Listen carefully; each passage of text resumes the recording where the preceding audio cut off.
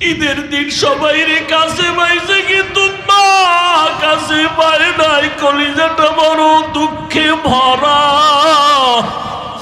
ঈদের আনন্দ সবাই নিয়ে করছে, বাবারে আর পায় নাই। ওই বাবারে হারাইয়ে দিনের মতো কান্নার আওয়াজ। ও সন্তানের আজকে যারা বাবারে কাছে পাইছো, ওরে বাসায় গিয়া মায়ের পাও ধইরা দোয়া নিও, ভুল করি ওনারে সন্তান। কত সন্তান কবরের কিনারায় দাঁড়ায় দাঁড়ায় কান্না করলো। ও বাবা তুমি এত কাঁদো কেন? বলে আমার বাবারে হারায় আমি এতিম,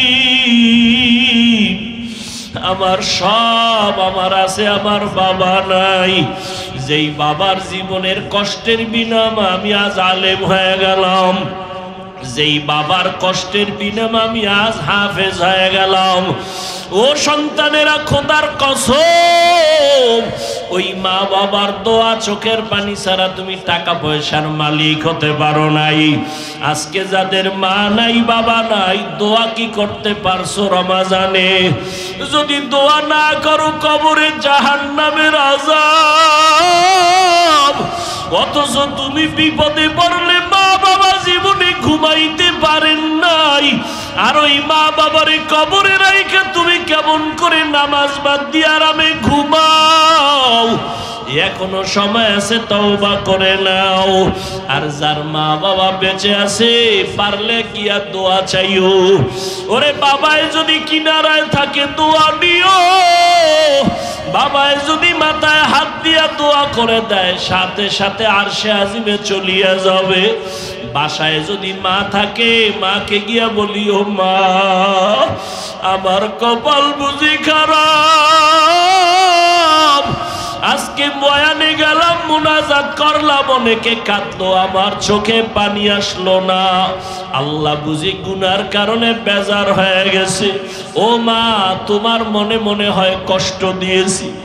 মা, আজকে আমি তওবা করছি, আর কোনোদিন তোমারে কষ্ট দিব না, আর কোনোদিন নামাজ ছাড়ব না। ও মা, মাথায় হাত দিয়া তুমি একটু দোয়া করিয়া দাও। মা যদি মাথায় হাত দিয়া চোখের পানি ছেড়ে বলে, মালিক আমার সন্তানের কবুল করিয়া নাও, সাথে সাথে মায়ের দোয়ার সাজিমে চলিয়া যাবে। ও আমার কলিজার যুবক, ওই মা বাবারে না জানি কতবার কষ্ট দিয়া কাঁদাইছো। ওই মা বাবা তোমার কথায় কষ্ট পাইয়া গোপনে কত চোখের পানি ফেলছেন। এখনো সবাই আছে, বেঁচে থাকলে দোয়া নিও। আর মা বাবা যদি না থাকে, কবরের কিনারায় গিয়ে একটু দোয়া করিও, কান্না করিও, আল্লাহর কাছেও মাফ চাইও, আর তওবা করিয়া নাও। আর আল্লাহকে মনে মনে ডাকো, হে মালিক, জীবনে কত নামাজ ছাড়লাম, রোজা ছাড়লাম, আল্লাহ দুনিয়ায় পড়িয়া, টাকার মায়ায় পড়িয়া, শয়তানের ধোকায় পড়িয়া কত নামাজ ছাড়লাম, বেপরদায় চললাম, আজকে থেকে রেডি হয়ে গেলাম রে আল্লাহ, আর নামাজ ছাড়বো না, বেপরদায় চলবো না, মা বাবারে কষ্ট দিব না, ওলামায়ে কেরামের পরামর্শ নিয়ে নবীর তরিকা মানিয়া চলবো। তওবা করার মতো যদি অন্তর তৈরি হয়, মুনাফিকি যদি অন্তরে না থাকে, তওবা করার নিয়ত যাদের খাঁটি ভাবে অন্তরে আছে, তাদেরকে বলবো, দুটো হাত আমার আল্লাহকে দেখায়া দাও। আয় আল্লাহ, আমরা যারা হাত উঠাইলাম, কুদরতের নজর দিয়ে দেখেন কারাইয়াতি বাবা বলিয়া ডাক দিতে পারে না, মা হারা অসহায়ের মতো আমরা তওবার নিয়তে হাত তুলেছি, আর মা বাবারে কষ্ট দিব না, নামাজ ছাড়বো না, বেপরদায় চলবো না। আজকে এত বয়ান, এত বয়ান, ওরে মুনাজাত তো সবাই দেয়, সবার চোখে পানি নাই। তোমার পাশে কত মানুষ চোখের পানি ছেড়ে কান্না করে, অথচ তোমার চোখে পানি আসে না রে বাবা। ও যুবক, আমার মাওলার কাছে গোপনে হেদায়েতের দোয়া করিও। আল্লাহকে মনে মনে বলি, ওরে মালিক, আমি তো একটা মুসলমানের সন্তান, মানুষের সামনে পরিচয় দিই আমি মুসলমান, অথচ আমার চেহারার মধ্যে ইসলামের কোনো আলো নাই, আমার পোশাকের মধ্যে ইসলামের পরিচয় নাই। না, এটা হতেই পারে না। আজকে থেকে আমি তওবা করে নিলাম, আর নামাজ ছাড়ব না, বেপরদায় চলবো না। ওই মা বাবার দোয়া নিয়ে চলো, ওই মা যদি দোয়া করিয়া দেয় তোমার কপালটা খুলিয়া যাবে রে বাবা। কারণ এই মা বাবার দোয়া ছাড়া কিন্তু আমি ওই চেয়ারে বসতে পারি নাই। ওই মা বাবার চোখের পানি আর দোয়া ছাড়া তুমিও পরীক্ষায় ভালো নাম্বার পাও নাই। ওই মা বাবার দোয়া আর চোখের পানি ছাড়া তুমি টাকা পয়সার মালিক হতে পারো নাই। আজকে এখানে এমন মানুষও বসে আছে যার মা নাই, যার বাবাও নাই। অন্ধকার কবর থেকে দোয়ার অপেক্ষা। রমজানের বরকতে তাদের কবরের আযাব ছিল বন্ধ। এই ঈদের পরে না জানি আবার কার কবরে জাহান্নামের আগুন। এই রোজার মাস কবরের আযাব বন্ধ পাইয়া আপনজনের কাছে দোয়ার জন্য কত আবদার। সৈয়দুস সাকালাইন, ইমামুল মুরসালিন, শফিয়ে আযম, রসুল আকরাম, রহমতে আলম, নবীউল আরব আল আজম, হাবিবে কিবরিয়া, আশরাফুল আম্বিয়া, সৈয়দুল আম্বিয়া, শফিয়ে মাহশর, সাকিয়ে কৌসর, আকায়ে নামদার, মদিনা का ताजदार, आफताब नबूवत, फख्र मौजूदात, सैयदुल मखलूक़ात, हज़रत मुहम्मदुर रसूलुल्लाह सल्लल्लाहु अलैहि व आलिहि वसल्लमेर উপর সর্বোপরি শুকর যাদের অক্লান্ত পরিশ্রমের মাধ্যমে আজ এই সুন্দর আয়োজন, সময়, পরামর্শ, অর্থ দিয়ে দোয়া করে উপস্থিত হয়ে মাইক, লাইট, প্যান্ডেলের ব্যবস্থাপনার মাধ্যমে সহযোগিতা যারা করেছেন, এলাকার যুবক, বৃদ্ধ, ব্যবসায়ী, শ্রমিক, চাকরিজীবী, বিভিন্ন শ্রেণী পেশার মানুষ, জনপ্রতিনিধি, প্রশাসন,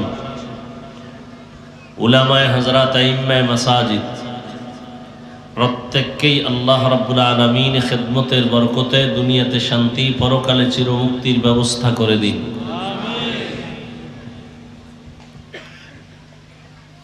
হযরত উলামায়ে কেরাম দীর্ঘ সময় আলোচনা করেছেন। পরিশেষে আমি আপনাদের দোয়া নেওয়ার আশায় সংক্ষিপ্ত কিছু কথা বলার নিয়তে কোরআনে হাকিমের সূরাতুল বাকারার শুরু থেকে আয়াতে কারিমা তিলাওয়াত করেছি। নবীজির অসংখ্য হাদিস শরীফের মধ্য থেকে একটি হাদিসের অংশ পড়েছি। আয়াত ও হাদিসের আলোকে ইখলাস ও রুহানিয়াতের সমন্বয়ে কিছু কথা বলার মতো, সহি নিয়তে, সহি তরিকায় সহি কিছু কথা আল্লাহ পাক আমাকে আপনাদের সকলকে বলার মতো, শুনবার মতো তৌফিক দান করেন।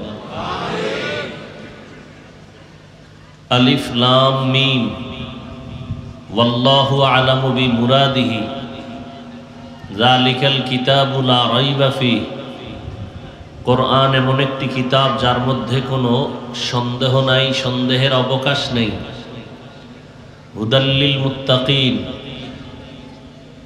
পথ প্রদর্শক এই কোরআন যারা আল্লাহ ভীরু তাদের জন্য।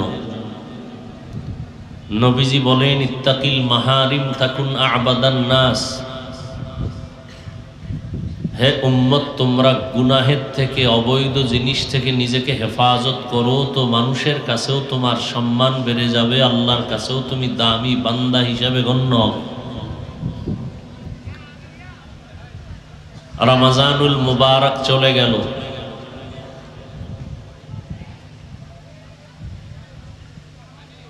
সারা দুনিয়ার মুমিন মুসলমানের জন্য এই রমজানুল মুবারকের রোজা হলো এক চ্যালেঞ্জ। দুনিয়ার সব ধর্মের মানুষেরা রোজা রাখে, হিন্দু, বৌদ্ধ, ইহুদি, খ্রিস্টান সবার মধ্যেই রোজা আছে, তবে নাম আলাদা, সিস্টেম আলাদা। ওরা করে না খাওয়ার সাধনা, আর মুমিন মুসলমান করে এই না খাওয়ার মধ্য দিয়ে আল্লাহ পাওয়ার সাধনা।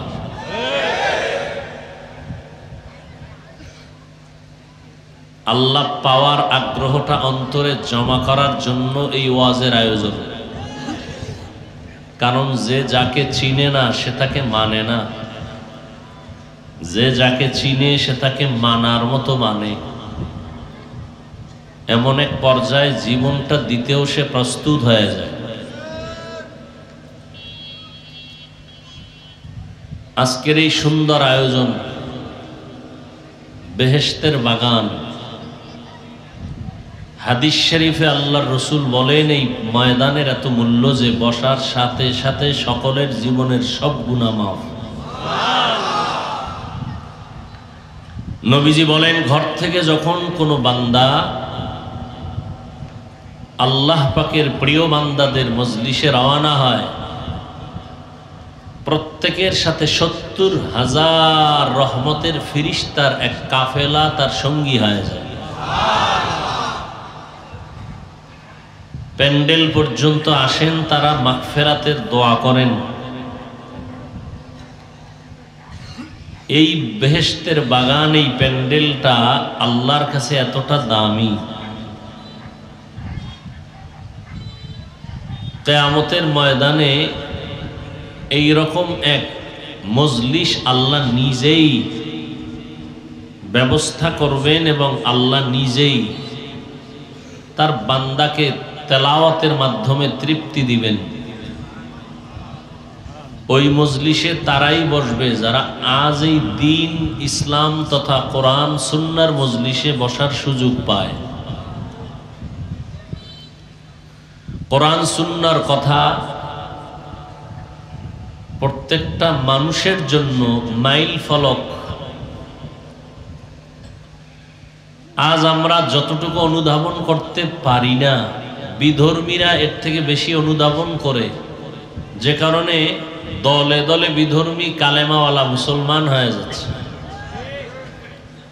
এমন একটা সময় আসতেছে পৃথিবীতে একজন মানুষ খুঁজে পাওয়া যাবে না আল্লাহর বিরুদ্ধে কথা বলার মতো। প্রত্যেকটা মানুষ পৃথিবীর সবাই আল্লাহ ভীরু এবং রসুলের আদর্শওয়ালা হয়ে যাবে। একজন মানুষ থাকবে না পৃথিবীতে যে আল্লাহ চিনে না, আল্লাহর বিরুদ্ধে কথা বলবে, এরকম একজনও থাকবে না। সেই নমুনা আমরা কিছুটা অনুধাবন করতে পারি। যে আজ ঈদের দিনের পরের দিন মানুষ ব্যস্ত বিভিন্ন প্রোগ্রাম নিয়ে, এর মধ্যেও যে আজ এই বেহেশতের বাগানে এত আল্লাহর বান্দাদের আগমন। আল্লাহর কাছে দোয়া করি আল্লাহ আমাদের এই বসাকে দুনিয়া আখেরাতে নাজাত ও হেদায়াতের জরিয়া বানায় দেন।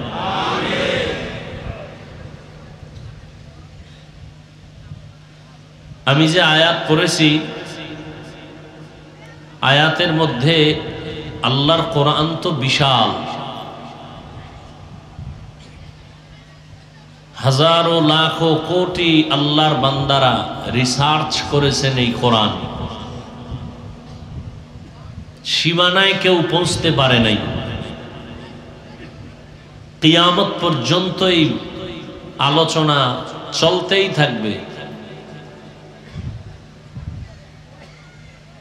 শেষ হবে না। কিয়ামতের দিন আল্লাহ নিজে কোরআন পড়ে নবীজির মাধ্যমে বান্দাকে তৃপ্তি দিবেন। দুনিয়াতে কোরআনের বয়ান দিয়ে কেউ কাউকে তৃপ্তি দিতে পারবে না। এটা এমন এক আল্লাহ পাকের এক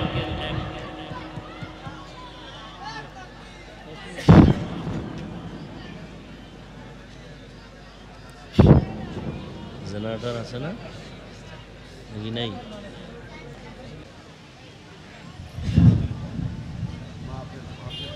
আপনারা, আমি একটু আগেই বলছি, সবাই ব্যস্ত, এরপরেও আসছেন না কেউ জোর করে নিয়ে আসছে? আপনি চেষ্টা করছেন না তার আগেই যাবেন? আল্লাহ সবাইকে তৌফিক দান করেন।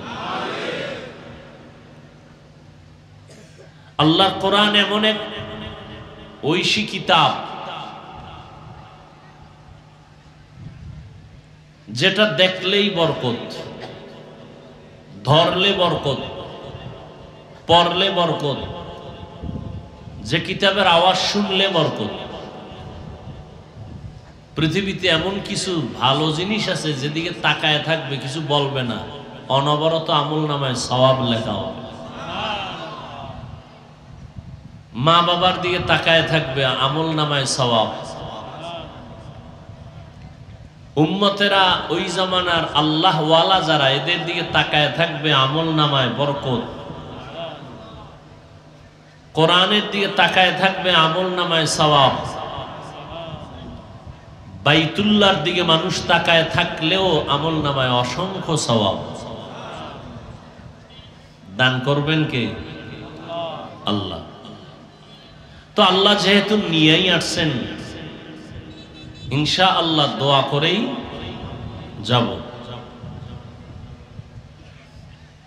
রমজানের তাৎপর্যের মূল স্লোগান হলো তাকওয়া অর্জন করা। আমি সে তাকওয়ার উপরে সামান্য কিছু কথা বলবো এই আয়াতের আলোকে। আল্লাহ পাক বলেন, আলিফ লাম মিম, এই যে অক্ষরগুলো,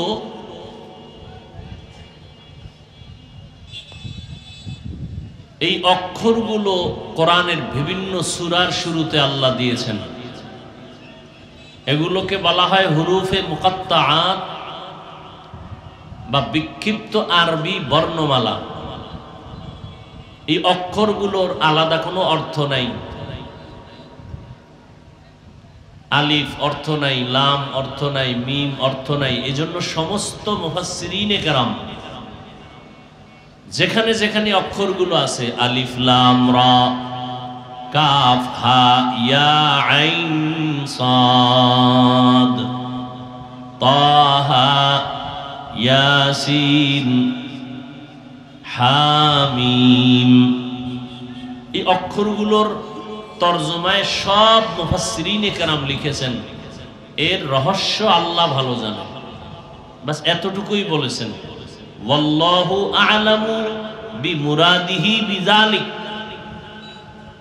এর পরের থেকে তরজমা শুরু করেছেন, যালিকাল কিতাবু লা রাইবা ফি হুদাল লিল মুত্তাকিন। এই অক্ষরগুলো আল্লাহ দিলেন, সমস্ত মুফাসসিরিনে কেরাম বলেন এর কোনো অর্থ নাই।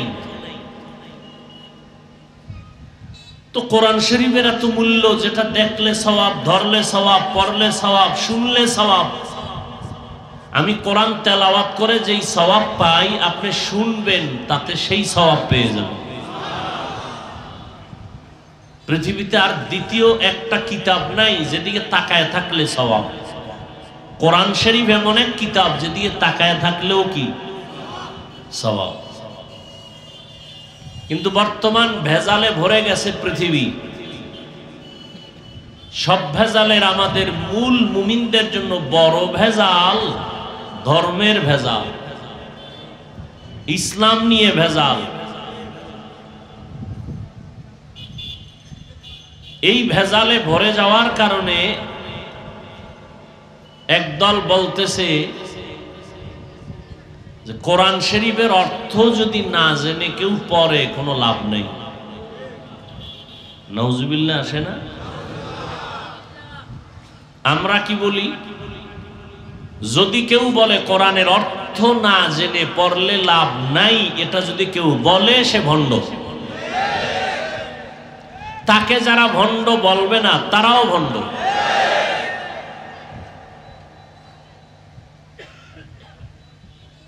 এবার আমাকে একটা প্রশ্নের জবাব দেন, ইসলামের দুশ্মন কি রসুলের যুগে ছিল? কম ছিল? দুর্বল না মারাত্মক? নবীজি তাদের মোকাবেলা করেছেন? বলেন। সাহাবায়ে কেরাম তাদের বিরুদ্ধে নবী কথা বলেছেন? তাহলে ভণ্ড আর বাতিলের বিরুদ্ধে কথা বলা একদিকে সুন্নত, আর একদিকে কোরআন শরীফের আইনে ফরজ। কিন্তু বাতেলেরা আপনাদের চোখের মধ্যে ধুলা দেয় আর কি বলে যে তোমগো হুজুর ভালো না, কেন গীবত করে গেল বয়ানের মাঝে। আপনাদের এই ধুলা দেয়, হুজুরে বয়ান করলো না, গীবত করে গেল। কেন গীবত করলো? কয় হিংসায় ভরা। ভণ্ডদের বিরুদ্ধে কথা বলা হিংসা না সুন্নত? ইসলামের দুশ্মনদের বিরুদ্ধে কথা বলা এটা হিংসা না ফরজ? এই পয়েন্টটা আজীবন মনে রাখবেন। যারা বলে কোরআনের অর্থ না জেনে পড়লে লাভ নাই, তারা ভণ্ড। এদেরকে যারা ভণ্ড বলে না তারাও ভণ্ড। বলবেন এরকম কেউ আছে কি? কি আপনাদের জানা মতে আছে? আছে মানি তারা নতুন করে ব্যানার টানায় দিছে তারা আহলে কোরআন। তার মানে কি? তারা হাদিসও মানে না। কেন মানে না? হাদিস তো কার মাধ্যমে আসছে? পরাপর আস্তে আস্তে ভেজাল ঢুকে গেছে। যাই হোক, এ নিয়ে বহু আলোচনা। তবে এতটুকু আপনাদের জেহেনে আমি দিলাম, যারা বলবে কোরআনের অর্থ না জেনে পড়লে লাভ নাই, তারা হক না বাতিল? ইমাম সাহেব যে আপনারা রমাজানে তারাবি পড়ছেন না, খতম পড়েন নাই, হাফেজ সাহেবরা পড়ায় নাই। হাফেজ সাহেব কোরআন তেলাওয়াত করছে, এক খতম দিছে রমাজানে। ওই হাফেজ সন্তানটা কোরআনের অর্থ জানে? আপনারা মুসল্লিরা যারা আমরা পেছনে নামাজ পড়ছি অর্থ জানি? গুনাহ হইছে না সওয়াব? এজন্য বললাম, যারা বলে কোরআনের অর্থ না জেনে পড়লে লাভ নাই, তারা ভণ্ড। এই ভণ্ডদের বিরুদ্ধে কথা সরকার বলবে না, এই ভণ্ডদের বিরুদ্ধে কথা মুনাফিকরা বলবে না, ভণ্ডদের বিরুদ্ধে কথা আহলে হক ওলামায়ে কেরামরা বলবেন। বলতে গিয়ে যদি কেউ মনে করে গীবত হয়েছে, এই গীবত করাও সওয়াব। এই গীবতেও কি হবে? সওয়াব হবে। আপনারা সব তো অনেক শিক্ষিত মানুষ, আমাদের হুজুরদেরকে বোকা বোকা ভাবেন। ওই শিক্ষিত যারা হুজুরদের ভুল ধরার জন্য অপেক্ষায় থাকেন, তাদেরকে একটু সতর্ক করে বলি। আমি এখন একটা কথা বলে ফেলেছি, গীবত হলেও সওয়াব। একজন পণ্ডিত বলে ফেলবে, জীবনভর বাপদাদা থেকে শুরু করে শুনছি গীবত হারাম। মরা ভাইয়ের গোশত খাওয়ার মতো কোরআনের আয়াত সাক্ষী, হাদিস সাক্ষী। এমনকি জেনা করার থেকেও গীবত মারাত্মক, রসুলের হাদিস। আজকে কোন হুজুর হিজলা জমিনে আগমন করে বলে গেল গীবত করলেও সওয়াব? যাদের অন্তরে নেফাকি আছে এরা একটা প্যাচ লাগাবে। এই প্যাচ লাগাইতে যেন না পারে, এজন্য আপনাদেরকে বলে যাই, গীবত করা হারাম। এটা আমরা আলেমরা জানি না, আপনারা জানেন? আমরা জানি, ওলামায়ে কেরাম জানেন। কেমন জানেন? আপনাদের থেকে কম না বেশি? অতএব গীবত করা শতবার হারাম, হাদিসেও প্রমাণিত, কোরআনের আয়াতেও প্রমাণিত। কিন্তু 4 কারণে গীবত করা ওয়াজিব। গীবত না করলে গুনাহ হবে। কয় কারণে? এর মধ্যে একটা কারণ আমি বলে যাই। ইসলাম নিয়ে, রসুল নিয়া, কোরআন নিয়া, হাদিস নিয়া, আল্লাহ নিয়া যারা মানুষকে বিভ্রান্ত করবে, এদের নাম নিয়া মানুষকে ঈমান বাঁচানোর তাগিদে সতর্ক করা আহলে হক আলেমদের উপরে ওয়াজিব। এটা গীবত হলেও সওয়াব। এবার দলিল, আপনারা সবাই তো শিক্ষিত, গজবের মোবাইল তো হাতে রেডি। কি মোবাইল আছে না? বলবেন হুজুর কি সবই গজব? তাহলে আপনারা চালান কেন? মোবাইল ছাড়া কোনো মানুষ নেই। পরীক্ষায় পাশ করেছে, ফার্স্ট ক্লাস ফার্স্ট হয়েছে, বাবায় খুশি হয়ে এখন উপহার কি দিবে? মোবাইল। মাইয়া বিয়ে দিয়া জামাইয়ের হাতে কি দিবে উপহার? বর্তমানে কি দেয়? সব দিবে, এর মধ্যে একটা কি থাকবে? দামি মোবাইল। জানো এই মোবাইল দিয়া আমার মাইয়ার জামাইটা পরকিয়া করে আমার মাইয়ারে ফালায় চলে যায়।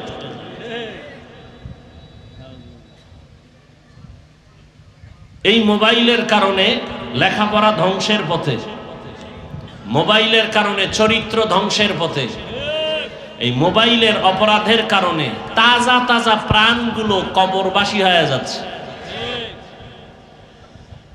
এই মোবাইলের অপরাধের কারণে দুর্নীতি, সমাজে কলহ কমছে না বাড়ছে?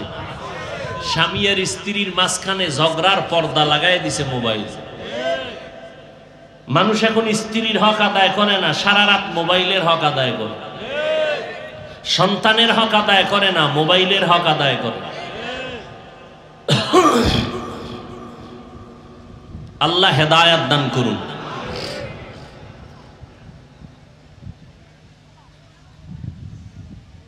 যাদের হাতে মোবাইল আছে, কোরআন শরীফ বাংলা আরবি তো বুঝবেনই না, বাংলাটা বুঝবেন ঠিক কিন্তু কিনবেন না, টাকা নাই। আপনাদের জন্য সহজ করে দিলাম। আজকে বাসায় গিয়ে ইউটিউবে সার্চ দিয়ে লিখবেন বাংলা কোরআন, অথবা গুগলে সার্চ দিবেন, অনেকগুলো কোরআন শরীফের নাম চলে আসবে। এর মধ্যে একটা সিলেক্ট করে এটাকে ডাউনলোড করে নেবেন, নিয়া 114 সূরার সিরিয়াল আসবে বাংলায়। 114 সূরার শেষের দিকে একটা সূরা আছে, ওয়াইলুল লিকুল্লি হুমাজাতিল। এই সূরাটা খুলে বের করে তরজমা প্লাস তাফসীরটা পড়বেন। ওখানে লেখা আছে ওয়াইল, জাহান্নামদের, জাহান্নাম যত তবকা আছে এর মধ্যে নিকৃষ্ট একটা জাহান্নামের নাম ওয়াইল নামক জাহান্নাম। আল্লাহ বলেন ওয়াইল, জাহান্নামী তারা, ওয়াইল নামক জাহান্নামী, লিকুল্লি হুমাজাতিল লুমাজা, যারা গীবত করে এরা জাহান্নামী। বলে কোন জাহান্নামে যাবে? বলে এরা যাবে হুমাজা, হুমাজাকারীরা ওয়াইল নামক জাহান্নামে যাবে। ওয়াইল জাহান্নাম, তারপর মারাত্মক জাহান্নাম। মিথ্যাবাদীর জন্য ওয়াইল নামক জাহান্নাম। ব্যবসা করতে গিয়া মাপে যারা ভেজাল দেয় তাদের জন্য ওয়াইল নামক জাহান্নাম।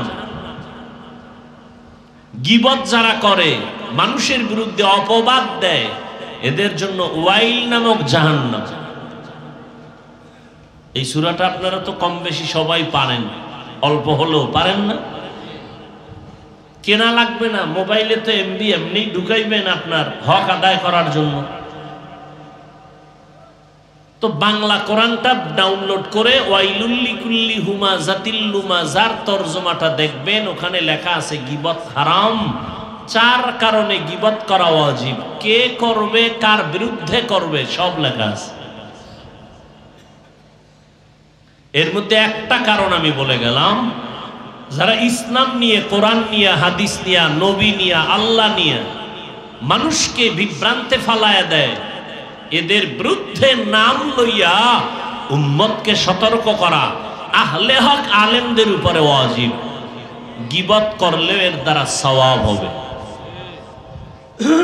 যেমন আমি বলে গেলাম, নাম বললাম না, যারা বলে কোরআনের অর্থ না জেনে পড়লে লাভ নাই, এরা হক না বাতিল? আল্লাহ আমাদের বুঝার তৌফিক দান করেন। আচ্ছা, আলিফ লাম মিমের অর্থ আপনারা জানেন? বলেন বলেন। আমি বক্তাও, নবীজিও বলেন আমিও জানি না, সাহাবায়ে কেরাম বলেন আমরাও জানি না। পৃথিবীতে যত মুফাসসির আছে এর মধ্যে শ্রেষ্ঠ মুফাসসির একজন, যাকে বলা হয় রাইসুল মুফাসসিরিন, সমস্ত মুফাসসিরদের মধ্যে শ্রেষ্ঠ, আব্দুল্লাহ ইবনে আব্বাস রাদিয়াল্লাহু তাআলা আনহু। সাহাবায়ে কেরামের মধ্যে 2 দল, এক দল নারী আর এক দল পুরুষের নামে রাদিয়াল্লাহু তাআলা আনহু, আর নারী সাহাবিয়া, পুরুষ সাহাবী একজন। নারীদেরকে কি বলা হয়, সাহাবী না সাহাবিয়া? তাদের বেলায় আনহু না আনহা? আনহা। যেমন আয়েশা রাদিয়াল্লাহু তাআলা আনহা। আর আবু বকর সিদ্দিক রাদিয়াল্লাহু তাআলা আনহু।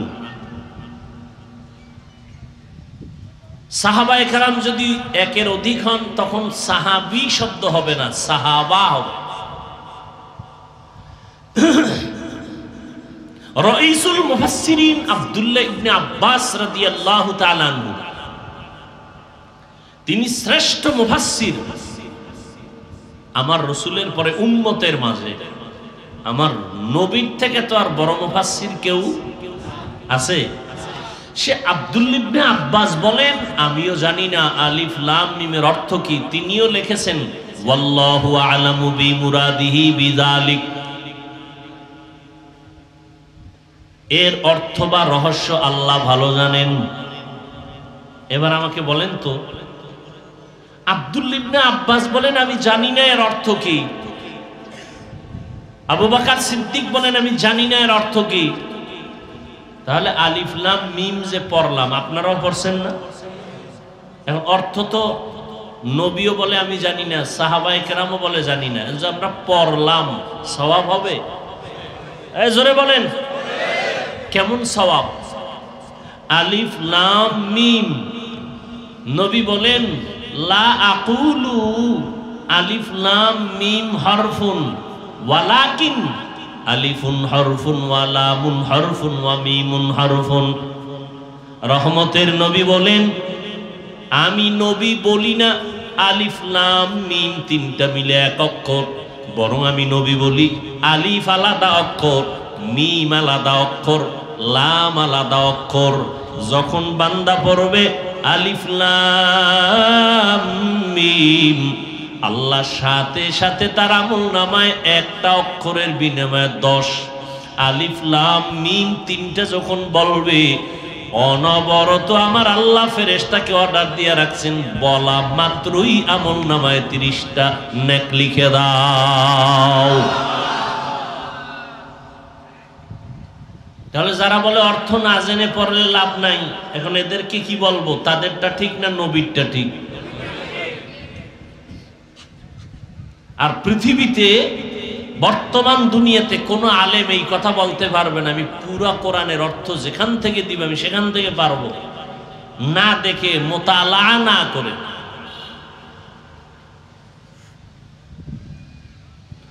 আল্লাহ তো আল্লাহ, এখন প্রশ্ন হলো অর্থ নাই এটাই সর্বজন স্বীকৃত।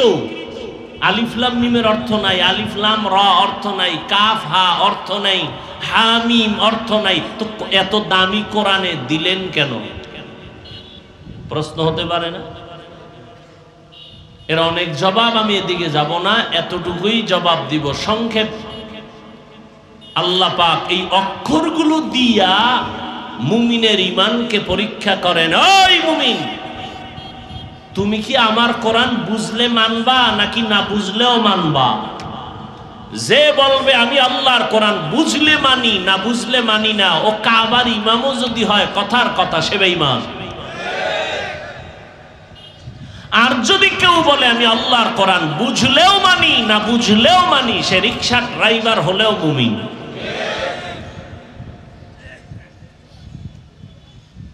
একটা জবাব আছে 6টা, একটা জবাব দিলাম। সর্বশেষ যেই জবাব, এই অর্থহীন অক্ষর আল্লাহ দেন নাই, এগুলোর অর্থ আছে, অবশ্যই আছে। কথা জানি না কেন, কয় এই অক্ষরগুলোর অর্থ আল্লাহ জানেন, বান্দাকে জানান নাই। কেন জানান নাই? কয়টি আল্লাহর একজন বন্ধু আছে, কুল মাখলুকতের মধ্যে একজন বন্ধু আছে আল্লাহর। খুব খেয়াল করে, মুসা নবী আল্লাহর বন্ধু, ঈসা নবী আল্লাহর বন্ধু, ইব্রাহিম নবী আল্লাহর একজন বন্ধু, ইসমাঈল নবী আল্লাহর প্রিয় বন্ধু, মুহাম্মদ সাল্লাল্লাহু আলাইহি ওয়া আলিহি ওয়াসাল্লাম আল্লাহর বন্ধু। নবীর নামে দরুদ পড়লেন না, গুনাহগার। হ্যাঁ, তো পড়লেন না কেন? পৃথিবীতে সব থেকে বড় এক অস্ত্রের নাম দরুদ শরীফ। মানেন আর না মানেন, কথাটা স্মরণ রাখবেন। পৃথিবীর সব থেকে বড় এক মুসিবত থেকে রক্ষার এক তাবিজ, এক অস্ত্রের নাম দরুদ শরীফ। যত বড় মুসিবত হোক দরুদ পড়বেন, দেখবেন মুসিবত নেই। নবী বলেন একবার যদি কেউ পড়ে সাল্লাল্লাহু আলাইহি ওয়াসাল্লাম, সাথে সাথে 3টা পুরস্কার আল্লাহ তাকে দিয়ে দেন। 1 নাম্বার 10টা গুনাহ মাফ হয়ে যায়, দ্বিতীয় 10টা নেক আমল নামায় যোগ হয়ে যায়, তৃতীয় পুরস্কার আল্লাহর কাছে তার মর্যাদা 10 গুণ বেড়ে যায়। हर के बाशद आमिले सल्लु मुदम आतशे दो ज़ुख्शवद बरवाए हराम। আল্লাহ বলেন ঈসা নবী আমার বন্ধু, মুহাম্মদ আমার বন্ধু, ইব্রাহিম আমার বন্ধু, তবে ব্যবধান সব নবী রাসূল আমি আল্লাহ তাআলার আশিক, আর আমি আল্লাহ নিজে হলাম মুহাম্মদের আশিক। সব নবী রাসূল কার আশিক? আল্লাহর আশিক। আল্লাহ কার আশিক বলেন? রাহমাতুল লিল আলামিনের আশিক। মোবাইলে একটা সিকিউরিটি লক থাকে, থাকে না? থাকে না? কেউ জানে না, কাউকে জানতেও দেয় না। বউরে দেয়নি জানতে, দেয় যদি বউ আপন মনে করে, বন্ধু মনে করে। কথা ঠিক না? এই লক কত, পাসওয়ার্ড কত, কেউ জানে না, স্ত্রী জানে। কলিজার আপন বন্ধু যদি কেউ থাকে তাকে জানায় আমার এই লক নাম্বার, পাসওয়ার্ড এটা তুমি জানো, অন্য কাউকে জানায় না। আল্লাহ বলেন আলিফ লাম মিম, এই অক্ষরগুলোর অবশ্যই অর্থ আছে, কাউকে আমি জানাই নাই। আমার বন্ধুর সাথে কথা বলার জন্য এই পাসওয়ার্ডগুলো আমার বন্ধুকে আমি জানায় রাখছি। বন্ধুও কাউকে জানাবে না, আমার আল্লাহর নিষেধ। শেষ কথা কি, অর্থহীন অক্ষর আল্লাহ দেন নাই, এগুলোর অর্থ অবশ্যই আছে। কে জানেন? আল্লাহ জানেন। আসেন সামনে আগাই। যালিকাল কিতাবু লা রাইবা ফীহি হুদাল লিল মুত্তাকিন।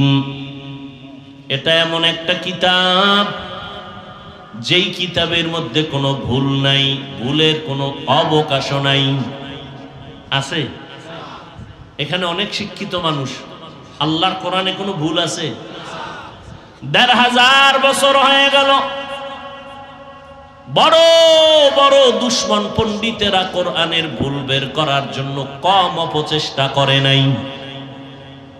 আজও পর্যন্ত কেউ পারে নাই, কিয়ামত পর্যন্ত কেউ ভুল বের করতে পারবে? উলামায়ে কেরাম আমরা এখনো বলি, আল্লাহর কোরআনের একটা ভুল যদি এখনো পারো বের করে দাও, এখন দাড়ি কেটে ফেলবো, সারা দুনিয়ার কোরআন আগুন দিয়ে জ্বালায় দিব। কারণ ওই কোরআন আমরা মানি না যেই কোরআনে কোনো ভুল বের হবে। ১৫০০ বছর পর্যন্ত কেউ ভুল বের করতে পারে নাই, বরং অনেক মহাপণ্ডিতেরা মাথা নত করে কালেমা পড়ে মুসলমান হয়ে গেছে। এটা এমন একটা কিতাব, আল্লাহর দেওয়া কিতাব তো আরো ছিল, তাওরাত জবুর ইনজিল আরো কিতাব ছিল। দুনিয়াতে একটা কিতাবও একুরেট নাই, ভেজাল ছাড়া নাই। একটা কিতাব আল্লাহ রেখেছেন কোরআন, যার মধ্যে কোনো ভেজাল নাই। তাওরাতে গরমিল আছে, জবুর কিতাবে গরমিল আছে, ইনজিলের মধ্যে গরমিল আছে, বাইবেলের মধ্যে গরমিল আছে। আল্লাহর কোরআন এমন একটা কিতাব, এটা এমন কিতাব নবীর উপরে আল্লাহ যেমনি ভাবে দিয়েছেন আজও পর্যন্ত অমনি ভাবেই আছে। একটা জের জবর নক্তার কোনো পরিবর্তন নাই। আরো মজার খবর হলো, আল্লাহর কোরআন এটা নবীর কাছে দিয়েছেন পুরা কোরআনটা। আর সে আজিমের মধ্যে একটা তক্তা আছে, যেই তক্তাকে আরবি ভাষায়, কোরআনের ভাষায় বলে লৌহে মাহফুজ। ওখানে পুরা 30 পারা কোরআন লেখা আছে। ওখানে যেইভাবে সিস্টেমে সাজানো, বর্তমান কোরআন ওইভাবেই সাজানো, কোনো পরিবর্তন। এখানের কোরআনে আলহামদু সূরাটা আগে, ওখানেও আগে। এখানে আলহামদু সূরার পরে সূরা বাকারা, লৌহে মাহফুজের মধ্যে আলহামদু সূরার পরে সূরা বাকারা। এখানে শেষ সূরা সূরাত নাস, কুল আউযু বিরাব্বিন নাস। লৌহে মাহফুজের মধ্যে সর্বশেষ সূরা হলো কুল আউযু বিরাব্বিন নাস। এবার আসেন আমার মূল কথা, আল্লাহ কোরআন কেন দিলেন এই জমিনের মধ্যে, কেন অবতীর্ণ করলেন? মুসা নবীরে আল্লাহ অন্য কিতাব দিয়েছেন, কোরআন দেন নাই। ঈসা নবীরে আল্লাহ ভিন্ন কিতাব দিয়েছেন, কোরআন নামের কিতাব দেন নাই। এই শ্রেষ্ঠ কিতাব আল্লাহ রহমতের নবীকে দান করলেন কেন? আল্লাহ এটা বলেন, যারা আল্লাহকে ভয় করবে তাদের হেদায়েতের জন্য কোরআন দান করেছি। তাহলে কোরআন হলো হেদায়েতের একমাত্র ঠিকানা। যারা কোরআন ধরবে তারা হেদায়েত পাবে, যারা হেদায়েত পাবে তারা বিনা হিসাবে জান্নাত পাবে। ইমামুল আউয়ালিন আল আখিরিন বাহরে সাদকা রাহমাতাল লিল আলামিন সাইয়্যিদুল কাউনাইন খাতমুল মুরসালিন আখিরা মদবুদ ফখরুল আউয়ালিন। আল্লাহর নবীকে আল্লাহ কোরআন দিলেন হেদায়েতের জন্য। প্রশ্ন, যারা আল্লাহকে ভয় করবে তাদের জন্য কোরআন হেদায়েত। আল্লাহকে যারা ভয় করে তাদের নাম মুত্তাকিন, ভয়ের নাম তাকওয়া। মুত্তাকি কারা? যারা আল্লাহকে ভয় করবেন। আল্লাহকে ভয় করার মানে মরিয়া গেল বান্দা ইচ্ছা করে কোনো গুনাহ করবে না, এর নাম মুত্তাকি। তাকওয়া, তাকওয়া মানে আল্লাহর ভয়। কার ভয় বলেন? আল্লাহর ভয়। আর এই তাকওয়া যাদের অন্তরে থাকবে তাদের নাম হলো মুত্তাকি। আল্লাহর ভয়। এখানে আপনারা যারা বসে আছেন, আমি যদি জিজ্ঞাসা করি আপনারা আল্লাহকে ভয় করেননি, সবাই দু হাত উঁচু করে বলবে আল্লাহর কসম আমরা আল্লাহকে ভয় করি। কি আপনারা ভয় করেন না? সবাই করে। কিন্তু রমাজানে অনেকে রোজা রাখে নাই, তারাও এখানে আছে। এরকম লোক নাই? আবার অনেকে রোজা রাখছে তারাবি পড়ে নাই, এরকম লোক এখানে নেই। আবার অনেকে তারাবির নামাজ পড়েছে 20 রাকাত পড়ে নাই, মাজায় সমস্যা, এরকম লোক নাই? তারাবি 20 রাকাত পড়ে নাই, অর্ধেকও পড়ে নাই, মাইনাসে ছিল, ক্লাসে ছিল না। কত রাকাত পড়ছে? 8 রাকাত। কেন? ওমরে ফারুক রসুলের সাহাবীর সাথে তার একটু দ্বন্দ্ব আছে। কারণ 20 রাকাত তারাবির আইন জারি করছেন ওমরে ফারুক রাদিয়াল্লাহু তাআলা আনহু, জামাতের সাথে মসজিদে নববীতে চালু করেছেন হযরত ওমরে ফারুক। এমনি ওমরেরটা মানবে না, নবীরটা মানবে।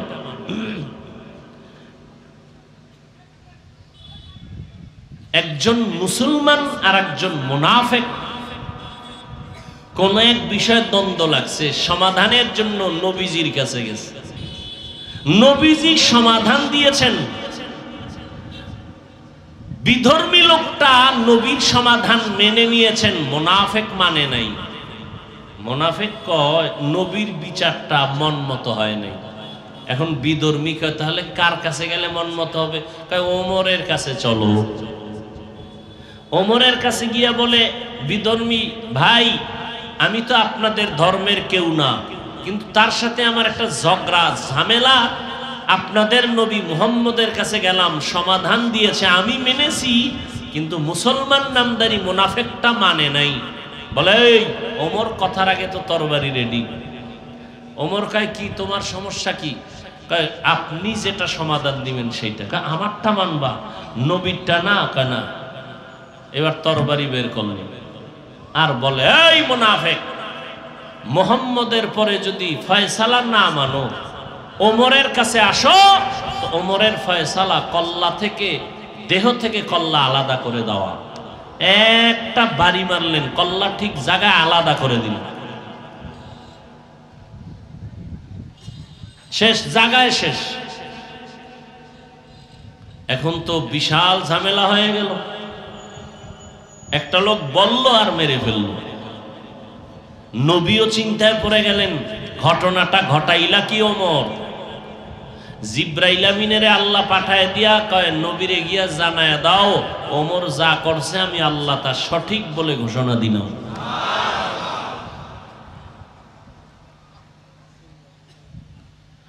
তাহলে নবীর ফয়সালা মানে না, ওমরেরটা মানতে গিয়া ঝামেলায় পড়লো না?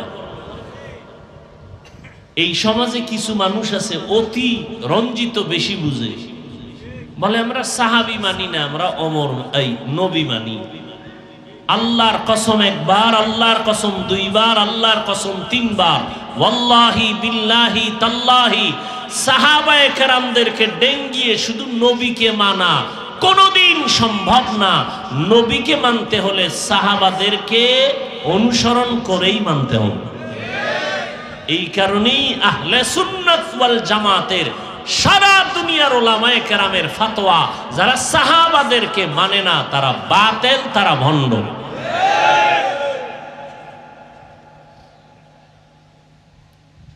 লেখার মাধ্যমে হোক, বলার মাধ্যমে হোক, ডাইরেক্ট হোক, ইশারায় হোক, সাহাবায়ে কেরামদের বিরুদ্ধে যারা কথা বলবে, যারা লিখবে, তারা বাতিল, কোনো সন্দেহ।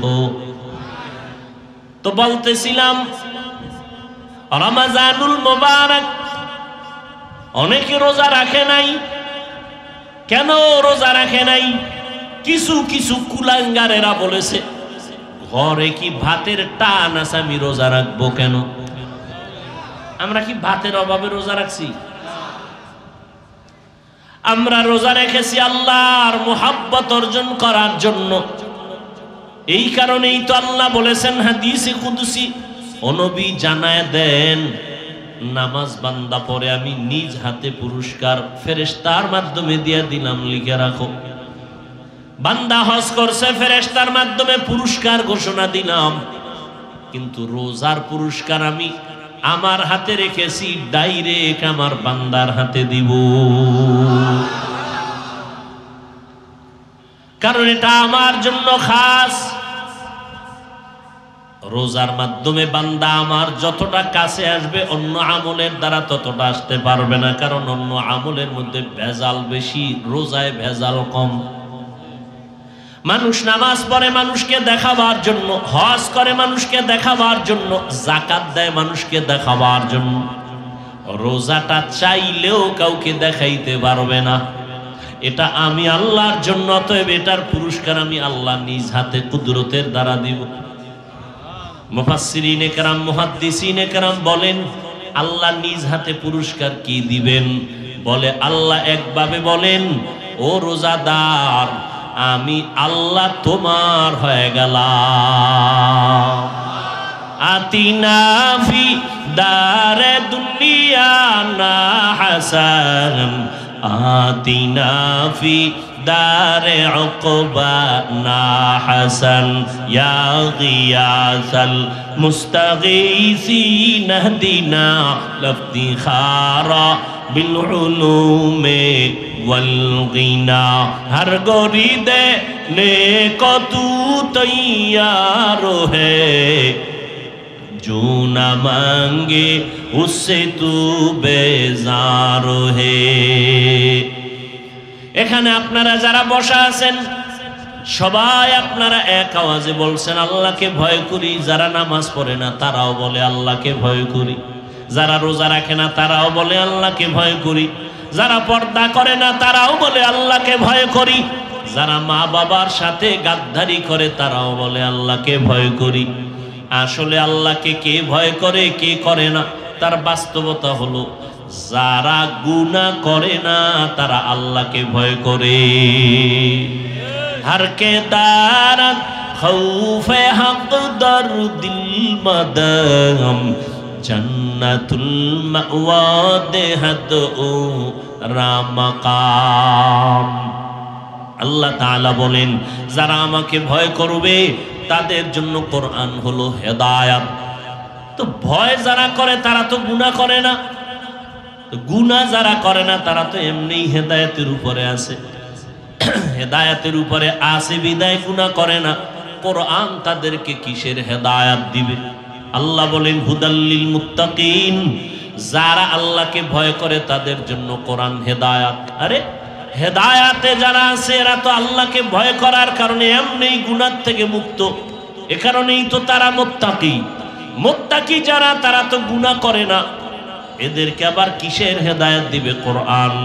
বলে হেদায়েতের উপরে আছে ভয়, কখন না জানি আবার হেদায়েতের পথ থেকে লাঞ্ছিত হয়ে যায়। অনেক আল্লাহর বান্দা আছে সংখ্যায় যদিও কম, তাবলিগে গিয়া নামাজ রোজা করে এক পর্যায়ে শয়তানের রাস্তায় গিয়া নামাজ রোজা ছেড়ে দেয়। আছে না নাই? আরে ভাই আপনাদেরটা বাদ দেন, আমাদের ইতিহাসে বড় বড় ব্যক্তিরাও লাঞ্ছিত হয়ে গেছে। বড় বড় ব্যক্তিরা, ইরাকের জমিনের একজন ওলিয়ে কামেল, বলবো জগৎ বিখ্যাত ওলিয়ে কামেল, নাম হলো আবু আব্দুল্লাহ আন্দলুসি রহমাতুল্লাহ আলাইহি।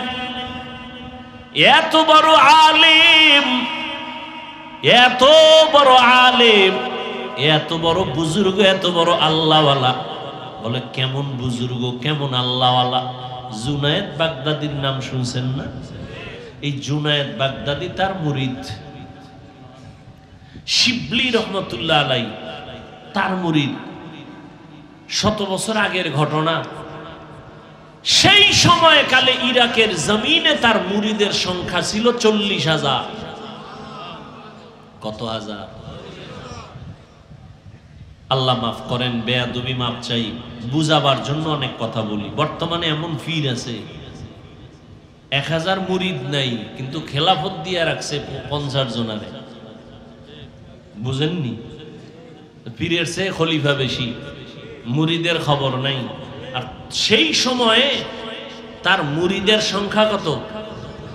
আর মুরিদগুলো কেমন সাইজের? দাড়ি কামানেওয়ালা, বিড়ি টাননেওয়ালা। নাম 2 জনার বললাম না? একজন জুনায়েদ বাগদাদি, সে কত বড় আল্লাহওয়ালা! শুধু জুনায়েদ বাগদাদির ইতিহাস বললে তো রাত পার হয়ে যায়। কত বড় আল্লাহওয়ালা! শিবলি রহমতুল্লাহ আলাই। এদের পীর আবু আব্দুল্লাহ আন্দলুসি রহমতুল্লাহ আলাই। কত বড় আলেম ছিলেন তিনি! আর আমগো দেশে এখন এমন পীরও আছে আউযুবিল্লাহ পারে না, এই পীরানি পীর দস্তগীর কি আছে না নাই? আর তিনি কত বড় আলেম! 40,000 মুরিদের পীর, কত বড় আলেম! 30,000 হাদিস ছিল তার সনদ সহ মুখস্থ। কত হাজার? 30,000 হাদিসের হাফেজ। যেই লোকটা 30,000 হাদিসের হাফেজ, আপনাদের ধারণা কি সে কোরআনের হাফেজ না? এই জন্য পীর হওয়ার প্রথম শর্ত সে কোরআন হাদিসের আলেম হতে হবে, না হয় সে পীর হতে পারে না। এখানে আরেকটা কথা বলেই যেতে হবে, ওই যে ওয়াজ করা কি আসলে ভাই উম্মতের কলবের চিকিৎসা? হসপিটালে হয় দেহের অপারেশন, কোরআনের বাগানে হয় কলবের অপারেশন। তো কলবে ময়লা থাকলে বলতে হবে না? তাহলে পীর হতে হলে কি হতে হবে বলেন? আলেম হতে হবে। এই যেমন এক কথা, কিন্তু এখানে আর একটা ঝামেলা আমরা দেখি। আমাকে সোনার বাংলায় বললাম না, ধর্মের ঝামেলা বেশি। আলেম হইয়া যদি পীর হয়, এরপরও কিছু কিছু নেফাকি অন্তরালারা কয় পীরের ছেলে পীর হবে কেন? বলে না? বলে না? পীরের ছেলে পীর হবে কেন? তো পীরের ছেলে যদি যোগ্যতার আলোকে পীর হতে পারে, সে পীর হবে। নবীর ছেলে নবী হয় না? কথা বলেন না কেন? নবীর ছেলে কি হবে? নবী। ইব্রাহিম নবী, ছেলেও ইসমাইল নবী। ইয়াকুব নবী, তার ছেলে ইউসুফ নবী। নবীর ছেলে নবী হবে নাকি অলুমান হবে? পীরের ছেলে পীর হবে কেন? কি হবে? পীরের ছেলে গুন্ডা হবে, মাস্তান হবে। আলেমের ছেলে আলেম হবে, এটাই বাস্তবতা। ডাক্তারের সন্তান ডাক্তার হবে, এটাই বাস্তবতা। যোগ্যতা থাকলে পীর হবে, এখানে প্রশ্ন করা নেফাকি, মূর্খতা। আল্লাহ হেদায়াত দান করুন। আবু আব্দুল্লাহ 30,000 হাদিসের হাফেজ, 40,000 মুরিদের পীর, কত বড় বুজুর্গ আল্লাহওয়ালা। বর্তমানে একদল বলে পীর মুরিদি শিরিক। যারা এই কথা বলবে একচাটিয়া, তারা ভণ্ড। পীর মুরিদি শিরিক বলার কোনো সুযোগ নাই, আবার পীরগিরি করতে গিয়া ভণ্ডদের পেছনে যাওয়ারও কোনো সুযোগ নেই। ওই যে বললাম, কিছু পীর আছে আউযুবিল্লাহও পারে না, সে মুজাদ্দিদে জামান, আন্তর্জাতিক বেঈমান। আছে না নাই? আল্লাহ হেদায়াত দান করুন। এই মুরব্বী, আপনারা উঠেন কেন? মোনাজাত দিয়ে দিব? হ্যাঁ, কারো জ্যৈষ্ঠ মাস, কারো সর্বনাশ। নিজেও ক্ষতিগ্রস্ত হবেন না, কাউকে ক্ষতির মধ্যে ফেলবেন না। আমি শুরুতেই বলছি, ময়দান বড় দামি, বসার সাথে সাথে গুনাহ মাফ হয়ে গেছে। আবু আব্দুল্লাহ আন্দলুসি রহমতুল্লাহ আলাইহি এত বড় আলেম, এত বড় বুজুর্গ, শাইখুল মাশায়েখ, তিনি একদিন সফরে রওনা হয়েছেন, কোথাও যাবেন। এই সফরে জগৎ বিখ্যাত কুতুবুল আলম জুনায়েদ বাগদাদিও আছেন, শিবলি রহমতুল্লাহ আলাইহি আছেন। যাইতে যাইতে যাইতে যাইতে জঙ্গল পাহাড় হাঁটতে হাঁটতে একটা খ্রিস্টান এলাকা দিয়ে যাচ্ছেন। খ্রিস্টানদের ইবাদতের যেই জায়গা, উপাসনালয়, ওখানে গিয়ে দাঁড়াইয়া হঠাৎ দাঁড়ায় গেছেন আবু আব্দুল্লাহ। 40,000 মুরিদের পীর, 30,000 হাদিসের হাফেজ, সনদ সহ খ্রিস্টানদের গির্জার মধ্যে একটু দাঁড়াইলেন। কিছুক্ষণ কি যেন ভাবলেন। কাফেলায় অনেক মানুষ, জুনায়েদ বাগদাদি, শিবলি দোনোজন আছেন, কিছু বলেন না, কোনো না জানি বেয়াদবি হয়ে যায়। কিছুক্ষণ অপেক্ষা করে কি ভাবলেন, আবার সফর শুরু। হাঁটতে হাঁটতে খ্রিস্টান পাড়ার শেষ এলাকায় গিয়া দেখেন, পানির কূপের থেকে কিছু সুন্দরী মেয়েরা পানির পাত্রে পানি নিয়ে বাসার দিকে যায়, গ্রামের মধ্যে। খুব খেয়াল করেন, হেদায়েতের মালিক। হেদায়েত বড় কঠিন জিনিস। এই জন্য আল্লাহ বলেন, কোরআন আমি দিলাম, গুনাহগারের হেদায়েতের জন্য কোরআন দিছি, এটা বলেন না। আল্লাহ বলেন, যারা মুত্তাকি তাদের জন্য কোরআন দিলাম হেদায়েত। মুত্তাকি কারা? যারা গুনাহ করে না। প্রশ্ন ছিল, যারা গুনাহ করে না তাদের আবার কিসের হেদায়েত করবে কোরআন শরীফ? তারা তো এমনি হেদায়েতে আছে। আল্লাহ বলেন, হুদাল্লিল মুত্তাকিন, আমি মুত্তাকিন যারা তাদের হেদায়েতের জন্য কোরআন দিলাম। এর অর্থ হলো, হেদায়েতের উপরে থাকাটাও সফলতা না, ভয় লাগে কোন সময় জানি পিছলে পড়ে যায়। ভয় আছে না নাই? খুব খেয়াল করুন। মিয়া, আপনাদের এটা কোন থানা? কাজিরহাট। আচ্ছা, লঞ্চে ঢাকা আসা যাওয়া করেন না? কেউ চেয়ার পায়, কেউ ড্যাগে একটা কাঁথা বিছায় শুয়ে ঢাকা যায়, যায়নি? আর আমাদের মেজর সাহেব, আমাদের প্রিয় মানুষ, প্রধান অতিথি, তিনি কি ড্যাগে যাবেন? তার জন্য ভিআইপি ব্যবস্থা, কেবিন। কেবিনের মধ্যে আবার যেটা সর্বোচ্চ ভিআইপি সেটা দিবে, ঠিক না? আচ্ছা, এখন লঞ্চে কেবিন পেয়ে ফেলছে, ওখানে এসি লাগানো, আর একজনের ড্যাগে শুয়া ওই জানালা থেকে খোদার বাতাস খাইতেছে। যদিও বান্দা একেবারে থার্ড ক্লাসে আছে। এখন কেবিনওয়ালা কি এই কথা বলবে আমি নিরাপদ? তুফান যখন আসবে, বাড়িটা মারলে ড্যাগের মানুষ বাঁচার একটা সোজা পথ আছে, কিন্তু কেবিনওয়ালার বাঁচার খুব কষ্ট। ঠিক নি? কেবিনের এসির বাতাস পাইয়া এমন ঘুম দিছে, ও ঘুমের থেকে উঠে দেয় আমি পানির ভিতরে। হতে পারে না? পারে না? লঞ্চে আগুন লাগছিল না? হ্যাঁ, ড্যাগের মানুষ লাফ দিয়েও পানিতে পড়ছে, কেবিনওয়ালারা পড়তে পারে নাই। বড় কঠিন জিনিস। তাহলে লঞ্চের কেবিন পাইছে যে আমি শান্তিতে ফ্যামিলি নিয়ে যাব, এরপরও ভয় আছে না নাই? আছে না নাই? ড্যাগের মানুষের থেকে তার ভয় আরো বেশি। আপনারা যারা নামাজ পড়েন পড়েন না, রোজা রাখেন রাখেন না, আপনার থেকে আমি বান্দার ভয় আরো বেশি। আপনি পড়ে গেলেও ইসলাম থেকে অতটা ক্ষতি হবে না, আমি যদি পিছলে পড়ে যাই ইসলামের যতটা ক্ষতি আমার দ্বারা হবে। তাহলে ভয় আমার আরো বেশি না? এই জন্য আল্লাহ কয় আমি গুনাহগারের হেদায়েতের জন্য কোরআন দিছি, এটা বলি নাই, মুত্তাকিনদের হেদায়েতের জন্য কোরআন দিলাম। তার মানে যারা গুনাহ করে না হেদায়েতে আছে, এদের জন্য কোরআন হেদায়েত। অর্থাৎ কোরআনটাকে যদি আঁকড়াইয়া ধরে এরা কখনো পিছলে পড়ে যাবে না, এরা রাস্তা হারায় যাবে না। এবার রাস্তা হারাবার সম্ভাবনা থাকে না থাকে না এটা বুঝাবার জন্য ঘটনাটা টানতেছি।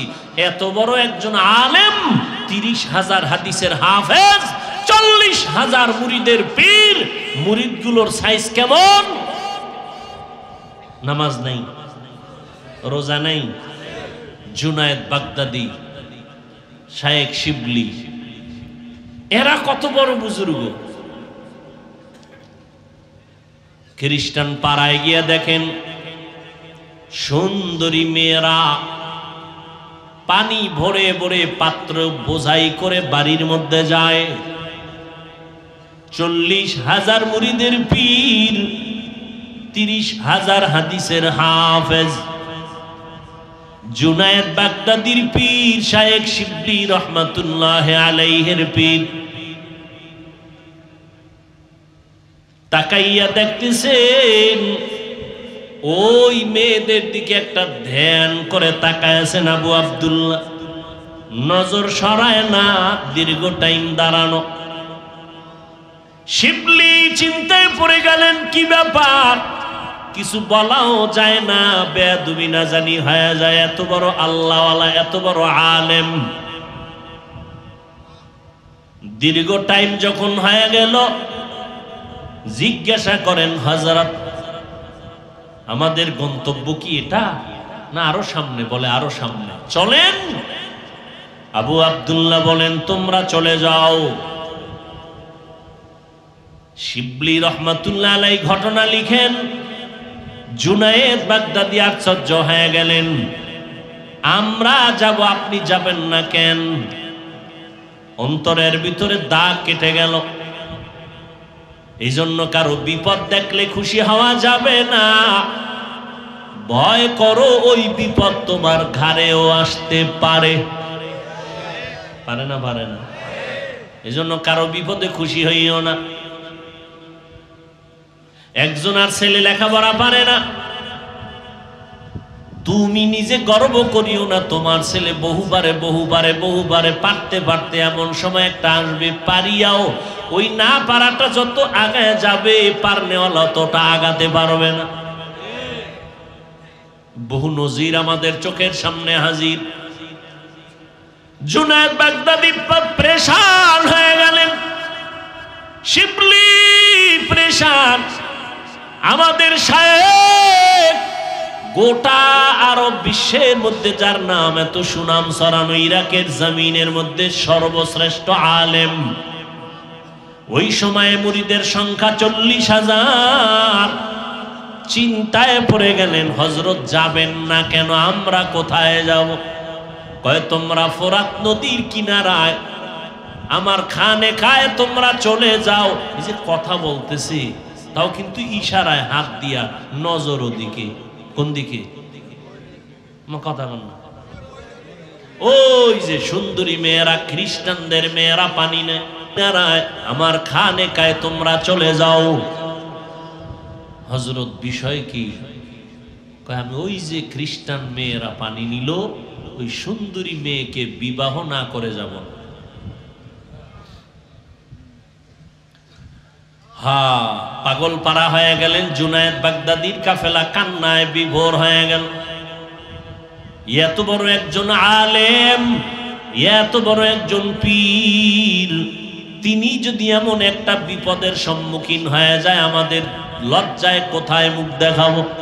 পা ঝরাইয়া কান্নার আওয়াজ, আসমানের দিকে হাত উঠায় কই, রে মালিক, হেদায়েতের দরজা খুলে দাও।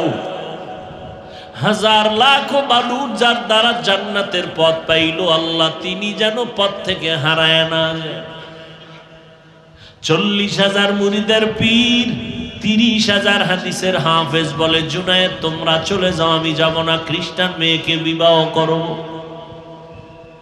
শিবলি রহমাতুল্লাহ আলাই বলেন, দীর্ঘ টাইম আমরা কান্নাকাটি করার পরেও আমাদের চোখের পানিতে মনে হয় মাটি নরম হয়ে গেছে, কিন্তু আল্লাহর ওলির কলবটা নরম হলো না।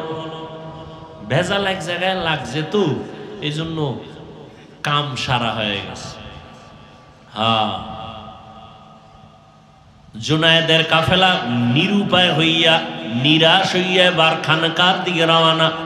ফোরাত নদীর কিনারায় সবাই যখন চলে গেল, আবু আব্দুল্লাহ আন্দলুসি রহমাতুল্লাহ আলাইহি 30,000 হাদিসের হাফেজ, 40,000 মুরিদের পীর, একা একা হেঁটে হেঁটে মাথায় পাগড়ি, মদিনাওয়ালার জামা লাগানো,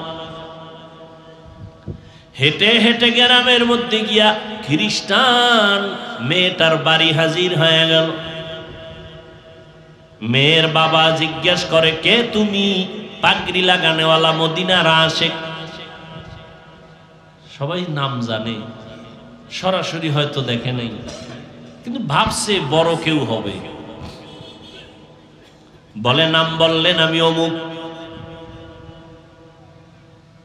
বিধর্মীরা আজকে ওই উত্তরবঙ্গে যাইয়া চট্টগ্রামের পাহাড়িয়া অঞ্চলের মধ্যে ঢুকিয়া ঢুকিয়া খ্রিস্টান মিশনারিরা আমাদের মুসলমানদের টাকা দিয়া ধর্মান্তরিত করাচ্ছে। উত্তরবঙ্গে পঞ্চগড়, ঠাকুরগা, হাজার হাজার মানুষকে কাদিয়ানি বানাইতেছে, টাকা দিয়া বাড়ি কইরা দেয়, টাকা দিয়ে দিতেছে।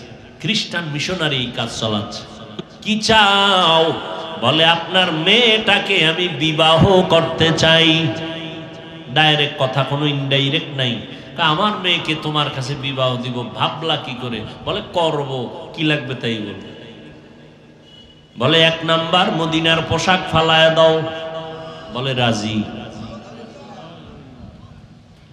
মদিনার পাগড়ি ফালায় দিয়া আবু আব্দুল্লাহ রেডি হয়ে গেল। আল্লাহর কুদরতের পরীক্ষা বড় কঠিন। আবু আব্দুল্লাহ বলে, আমি মদিনার পোশাক ফালাইলে হবে? বলে, না, আরো শর্ত আছে। বলে, কি? আমাদের খ্রিস্টানদের ক্যাপ লাগাবা মাথায়, প্যান্ট শার্ট টাই লাগাবা গলায়, লাগাইয়াও এরপরে পাবনি কয়, পাবা না, 1 বছর পর্যন্ত অপেক্ষা করতে হবে। তোমার একটা ডিউটি আছে। বলে, কি ডিউটি? বলে, আমার কিছু শূকর আছে, শূকর।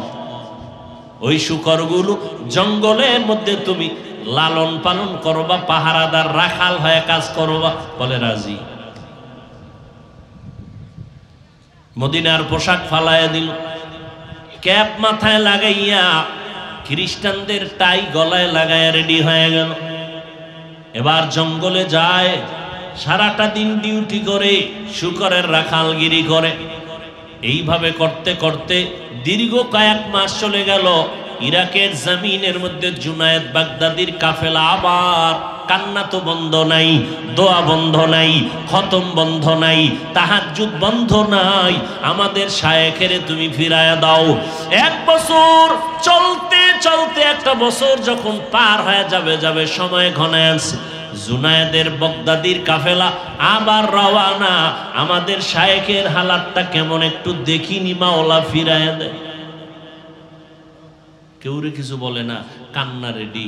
আর আমগো ইমাম সাহেব যদি আল্লাহ না করুন কোনো অন্যায় করে, মাইক লাগে না, সাংবাদিক লাগে না, মুসল্লিরাই যথেষ্ট এই ইমামের 12টা বাজানের জন্য। একবারও মুসল্লি চিন্তা করে না হুজুর যদি অন্যায় করিয়াও থাকে সেই বে সিক্রেট ভাবে তাকে আমরা একটা লাইনে রাখতে পারলে রাখি, না হয় তাকে সরায় দেই। মানুষ যদি জানে তাহলে শুধু আমি ইমামের বদনাম না, গোটা আলেমদের বদনাম হবে। অতএব এতটা প্রচার করি না। নিমক হারাম কিছু বেয়াদব এরা এগুলো লাইভ দিয়া ফেসবুকে বিভিন্নভাবে গোটা দুনিয়াটাকে এভাবে আলোড়ন করে, একবারও চিন্তা করে না যে আমার এলাকার বদনাম, আমার মসজিদের বদনাম, ওলামা গোটা দেশের আলেমদের বদনাম, একবারও চিন্তা করে না। এগুলো করে করে শেষ পর্যন্ত কোনো ইমামের তো নিজের তো লাভ হলোই না, আলেমদেরও বদনাম করলো, এরপরে নিজের ধ্বংসটাও নিজে টেনে আনবে। এগুলো তো বেশি।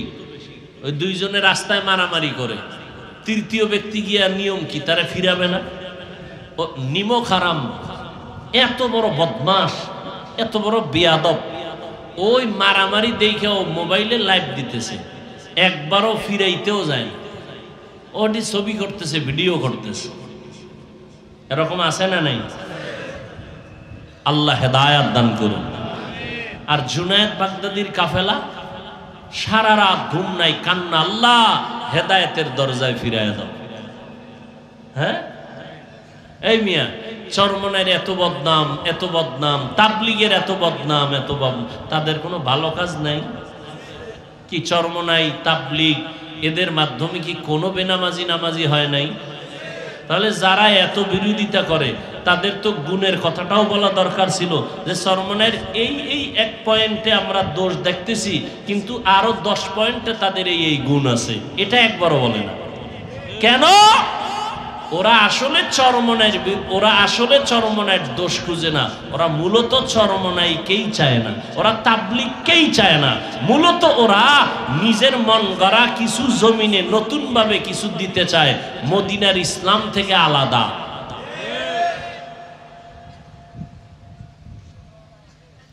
ইল্লাল্লাহর বিরোধিতা করে না? করে না? চরমনাইওয়ালারা লা ইলাহা ইল্লাল্লাহ পুরাটা করে না? কর না কেন? সুবহানাল্লাহ বলে না? আলহামদুলিল্লাহ বলে না? আল্লাহু আকবার বলে না? আল্লাহ আল্লাহ বলে না? তো ইল্লাল্লাহ নিয়েই পইরা থাকলা, আরো যে নিয়ম অনুযায়ী আরো জিকির করলো সহি তরিকায়, এটার গুণগান গাইলে না কেন? কয় আমার আব্বার অন্তরেও হিংসা ছিল, তো ওটাও আমি পৈতৃক সম্পত্তি হিসেবে আমিও পেয়ে গেছি। তো তোমার হিংসার কারণে চরমনাই নিচে গেল না আরো উপরে উঠলো? কি আপনারা এখানে যারা আছেন তাবলিগ বিরোধিতা করার কারণে তাবলিগ কমছে না বাড়তেছে? কওমি মাদ্রাসার বিরোধিতা আছে না নাই? এর দ্বারা কি আগের তুলনায় কমছে না বাড়ছে? আপনার কি হইলো বিরোধিতা? যদি কমতো তাহলে আপনি বাহাদুরি করতেন যে আমার কথায় কমছে, বরং আপনার বিরোধিতার কারণে আরো বেড়ে গেল, তাবলিগ বেড়ে গেল, চরমনাই বেড়ে গেল, বাড়তেই থাকবে, যত বাধা দিবে আরো বাড়বে। যেই লোকটা ইল্লাল্লাহর বিরোধিতা করে ওই লোকটা লা ইলাহা ইল্লাল্লাহ পুরা জিকিরও করে না, শুধু ওর কামি সারা জিন্দেগি বিরোধিতা করা। কিন্তু যারা ইল্লাল্লাহ করে এরা লা ইলাহা ইল্লাল্লাহ আগে সাইজ মতো পুরা কালেমাটা পড়ে, ঠিক না? কেউ কি শুধু লা ইলাহা বাদ দিয়া শুধু শুধু ইল্লাল্লাহ করছে? কোনো প্রমাণ আছে? কেন বিরোধিতা? সে যে এতক্ষণ প্রায় 4 থেকে 600 বার লা ইলাহা ইল্লাল্লাহ এটা যে পড়লো, এই পড়তে পড়তে পড়তে পড়তে পড়তে পড়তে এরপরে এক পর্যায়ে যাইয়া ইল্লাল্লাহ শব্দ বলল। সে যদি শুধু বলতো তাহলে আমিও বিরোধিতা করতাম। সে তো শুধু ইল্লাল্লাহ বলে নাই, পুরা কালেমাটার জিকির করলো দীর্ঘ টাইম, সুবহানাল্লাহ, আলহামদুলিল্লাহ, আল্লাহু আকবার, এরপরে লা ইলাহা ইল্লাল্লাহ দীর্ঘ টাইম জিকির করলো, এরপরে এক পর্যায়ে গিয়া ইল্লাল্লাহ পড়লো। আর এই ইল্লাল্লাহ পড়ার দ্বারা সে তো আল্লাহর বিরুদ্ধেও যায় নাই, শরীয়তের বিরুদ্ধেও যায় নাই, শুধু মাঝখান থেকে ইল্লাল্লাহ বলার পরে এটা নিয়েই সারা দিন রাত্র সমালোচনা। লা ইলাহা পুরা কালেমা যে পড়লো, এই প্রশংসা করলা না কেন? তার অন্তরে তাকওয়া বেশি না হিংসা বেশি? আল্লাহ হেদায়াত দান করুন। ভাইয়ারা আমার, আর একটু বসবেন না?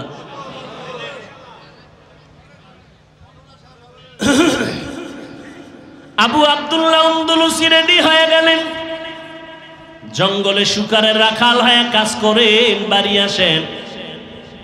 এইভাবে চলতেছে বছরের কিনারায় জুনায়েদ বাগদাদির কাফেলার কান্নার আওয়াজ বন্ধ করে নাই। আমগো নবীর আদর্শ কি? একদিকে নবী দিনের বেলা মানুষের বুঝায়, রাতের বেলা কাঁদেন, ও আল্লাহ মক্কার কাফের গুলোরে তুমি কালেমাওয়ালা বানো। চরমনায়ের বিরোধিতা জীবনভর করলা রে হিজলার মানুষ, তাবলীগের বিরোধিতা করলা। আমি যদি একবার তোমাকে জিজ্ঞাসা করি, নবীর আদর্শের উম্মত যদি হও, বিরোধিতা করলা 1000 বার, দোয়া করছো হেদায়েতের জন্য কয়বার? এই নিমক হারাম মুনাফিক, বিরোধিতা করলা 1000 বার, হেদায়েতের দোয়া করছো কয়বার? তুমি নবীর আশেক না, তুমি নবীর আশেক না, তুমি মুনাফিক, তুমি রাসূলের আশেক না। যদি আশেক হইতা তাহলে মাইক লয়ে বিরোধিতা করতা না, তুমি দোয়া করতা আল্লাহ এদের হেদায়েত দাও। হেদায়েতের দোয়া নেই, আল্লাহ হেদায়েত দান করুন। ভাইয়েরা আমার, জুনায়েদ বাগদাদির কাফেলা পেরেশান। শায়েখ শিবলি রহমাতুল্লাহ আলাইহি সহ আবার তারা রওনা হয়ে গেলেন ওই এলাকায় শায়েখের খবর নেওয়ার জন্য। এলাকায় খ্রিস্টান পাড়ায় আইসা যারে নাম জিগায় কেউ চিনে না, কোথায় আছে জানে না। ঘুরতে ঘুরতে ঘুরতে ঘুরতে অনেক 2-3 দিন পরে একটা খোঁজ পাইল, হ্যাঁ একটা লোক আছে দাড়িওয়ালা। কিওয়ালা? দাড়িওয়ালা, মাথায় ক্যাপ লাগাইয়া জঙ্গলের ভিতরে শুকরের রাখাল হইয়া সারাদিন ডিউটি করে। শিবলি রহমাতুল্লাহ আলাইহি জুনায়েদ বাগদাদির কাফেলা চলে গেলেন জঙ্গলে, পাহাড়িয়া অঞ্চল। ঠিকই গিয়া তাকাইয়া দেখেন 40,000 মুরিদের পীর, 30,000 হাদিসের হাফেজ আবু আব্দুল্লাহ আমাদের পীর জঙ্গলে ক্যাপ লাগাইয়া শুকরের রাখাল হয়ে দাঁড়ায় আছে, হাতে একটা লাঠি নিয়ে। জুনায়েদের কাফেলা জঙ্গলে ঢুকলো। পুরা জঙ্গলের ভিতরে একটা কেমন যেন পরিবর্তন শুরু। আবু আব্দুল্লাহর কাছে গিয়া সবাই কান্নার আওয়াজ। হযরত চলেন আমাদের খানেকা ফোরাত নদীর তীরে চলেন ইরাক। বলে না যাব না, খ্রিস্টান মেয়েকে বিয়ে করার 1 বছরের টাইম শেষের দিকে আমি বিয়ে করে এরপরে যাব। আবার কান্না। শিবলি রহমতুল্লাহ আলাইহি বলেন, এত পরিমাণ কান্না যে হইল মনে হয় জঙ্গলের গাছের পাতার থেকে পানি ঝরতেছে, শুকরগুলো কাঁদতেছে। কিন্তু আবু আব্দুল্লাহর কলব নরম হয় না। এমন কান্নার আওয়াজ, কাফেলা জুড়ে কান্নার আওয়াজ। পা জড়ায় বলেন চলেন, বলে যাব না। পাগলের মতো কান্না করলেন জুনায়েদ বাগদাদি শায়েখ শিবলি রহমাতুল্লাহ আলাইহির কাফেলা। পা জড়ায় কান্না করলেন আর আসমানে হাত উঠায় বলেন, ও মালিক হেদায়েতের দরজা খুলে দেন, দয়া করে তাকে জান্নাতের পথে ফিরায় দেন রে আল্লাহ। কান্না করে করে দীর্ঘ টাইম, এরপর আবু আব্দুল্লাহর দিলটা নরম হলো না। আজও তারা নিরাশ হইয়া নিরুপায় হইয়া ইরাকের জমিন ফোরাত নদীর কিনারায় খানেকায় রওয়ানা। আজও তার দিল নরম হয় নাই, চলল, কান্না বন্ধ নাই। কাফেলা রাস্তা দিয়ে যাচ্ছে আর কাঁদতেছে। খোলা আকাশের নিচে কান্না করে, ও মালিক আমাদের শায়েখেরে তুমি দয়া করে ফিরাইয়া দাও, হেদায়েতের রাস্তা থেকে কেন যে লাইনচ্যুত হয়ে গেল জানি না রে আল্লাহ, তুমি দয়া করে ফিরাইয়া দিও। কোন কারণে তুমি বেজার হয়ে গেছো জানি না। ও আল্লাহ, কত আর তুমি তাকে ভুল পথে রাখবা, দয়া করে ফিরাইয়া দাও। আমার আল্লাহ বলেন, বান্দার চোখের পানি আমার কাছে বড় প্রিয়। বান্দা যখন কান্না করে, দোয়া করে, আমি আল্লাহ তার চোখের পানির দোয়া কখনো বৃথা ফিরাইয়া দেই না। তবে আমি দিতে গিয়ে একটু সময় লাগাই, কারণ দিলে বান্দা হাসবি আর কাঁদবি না। আমার কাছে কান্না বড় প্রিয়, এই জন্য আমি আস্তে আস্তে যেই দেই যেন তোর কান্না চলতে থাকে। কান্না দেখতে চাই। একটা কান্না এমন এক পুঁজি, যে কান্না দেখলে বাচ্চার কান্না মায়ের কলিজা নরম হয়ে যায়। ওর ছাত্র যদি কান্না করে, ওস্তাদের অন্তরটা নরম হয়ে যায়। ও আল্লাহর গোলাম, আল্লাহ চায় বান্দা কান্না করো। আল্লাহ কোরআনে জন্যই বলেন, ফালিয়াজহাকু কালিলা ওয়ালিয়াবকু কাসীরা। কম হাসো, বেশি বেশি কান্না করো। কান্না হলো আল্লাহর প্রিয় এক জিনিস। আজকে কান্না নাই, আছে কান্না নাই, কান্নার বয়ান নাই। বরং এক হুজুর বলে, এত কাঁদো কেন? নবী বেশি কাঁদে নাই। আহ, কত বড় নিকৃষ্ট হুজুর! আল্লাহ হেদায়েত দান করুন। অথচ আল্লাহ কোরআনে বলেন, কম হাসো, বেশি কান্না করো।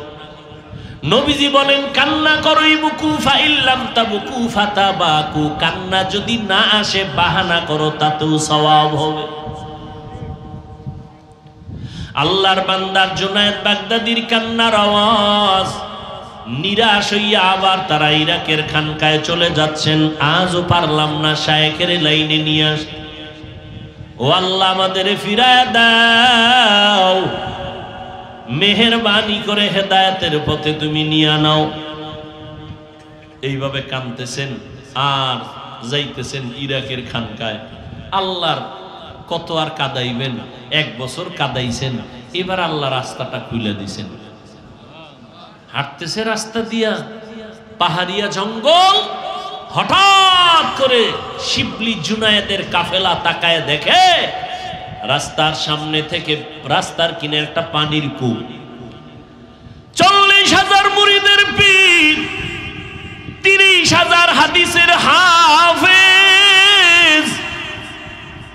সামনে একটা রাস্তার কিনারায় পানির কূপ থেকে তিনি গোসল করে উঠতেছেন আর কালেমায়ে শাহাদাত পড়তেছেন। আর চোখের পানি ছেড়ে কাঁদতেছেন আর বলে, আমাকে কাপড় দাও। কারণ ওই তো গায়ে ছিল খ্রিস্টানদের পোশাক, ফালায় দিয়া উলঙ্গ উঠতেছেন, পানির থেকে গোসল করে আর কালেমা পড়তেছেন। জুনায়েদের কাফেলা একটা চিৎকার দিয়া সামনে আগায় গেলেন, চাদর দিলেন, চাদর আটকায় নিলেন। এবার শায়েখের জরাইয়া খানকায় নিয়ে হাজির হয়ে গেলেন। খানকায় নিয়া বসার পর আগের মতো খেদমত আর সব কিছু শুরু হয়ে গেল। শিবলি বলেন, আমরা সবাই একান্তে আল্লাহর ওলির কিনারায় বসলাম। প্রশ্ন করলাম, শায়েখ, দীর্ঘ 1 বছর এই হালাত আপনার কেন হলো? আপনি এত বড় একজন পীরে কামেল, 30,000 হাদিসের হাফেজ, কোরআনের হাফেজ, আপনি কেন ফিরে গেলেন? কি হয়েছিল? বলে, তা জানি না, তবে শুনো, ওই খ্রিস্টান পাড়ায় গিয়া মেয়েদের আগে যে একটা গির্জা ইবাদত করে খ্রিস্টানেরা, ওখানে যে দাঁড়াইছিলাম, তোমাকে মনে আসেনি? বলে, হ্যাঁ মনে আছে। বলে, ওখানে দাঁড়াইয়া আমার অন্তরে একটু অহংকার আসলো। অহংকার? কি অহংকার? বলে, আমি ওদের দিকে তাকাইয়া বলেছিলাম, তোরা সব জাহান্নামী, আমি একা জান্নাতি। তোদের থেকে আমি অনেক ভালো আছি, তোরা খারাপ। এই ভাবনাটা যখন আমি ভাবতেছিলাম, দেখলাম আমার কলবের থেকে একটা নূরের আলো বের হয়ে গেল। এই বয়ান বুঝবে কে? বুঝাবে কে? কে বুঝবে? কে বুঝাবে? আহ, থানার ভিতরে আসামি ধইরা নিয়ে পুলিশে এত বেত্রাঘাত করে, আসামির চোখে পানি নাই, শুধু আওয়াজ। অথচ আল্লাহওয়ালাদের বয়ানে 500 হাত দূরে বৈশা যুবক হাউ মাউ করে কান্না করে। বলো জ্ঞানীরা, ওই বান্দা পুলিশে পিটায় কাঁদে না, আল্লাহওয়ালার বয়ানে 500 হাত দূরে বৈশা কাঁদে কেন রে? মারলো কে বলো? তোমার চোখে পানি নাই রে মানুষ, তোমার ভেতরে আসলে মানুষত্ব নাই, চিন্তা নাই। আল্লাহ মানুষ বানাইছেন চিন্তা করবা, কইছিলাম কই আছি, কোথায় যাব? আমার বাবা দাদা নানা কই গেল? আরে একই পাতিলায় ভাত, একই পাতিলায় তরকারি রান্না করেন আমার মা, একই মশলা একই আগুন দিয়ে তরকারি রান্না করা হয়, ভাত রান্না করা হয়। একই বিছানায় বৈশা আব্বা আম্মা একই তরকারি খানা খায়, আমরা ভাই বোনেরাও খাই। এই যুবক, এত পণ্ডিত, এত বুঝো, এত বুঝো, এত শিক্ষা অর্জন করছো, এত জ্ঞান, আমাকে হুজুরকে কোনো জ্ঞান নাই। আমার এই প্রশ্নটার জবাব দাও তো একজনে দাঁড়াইয়া।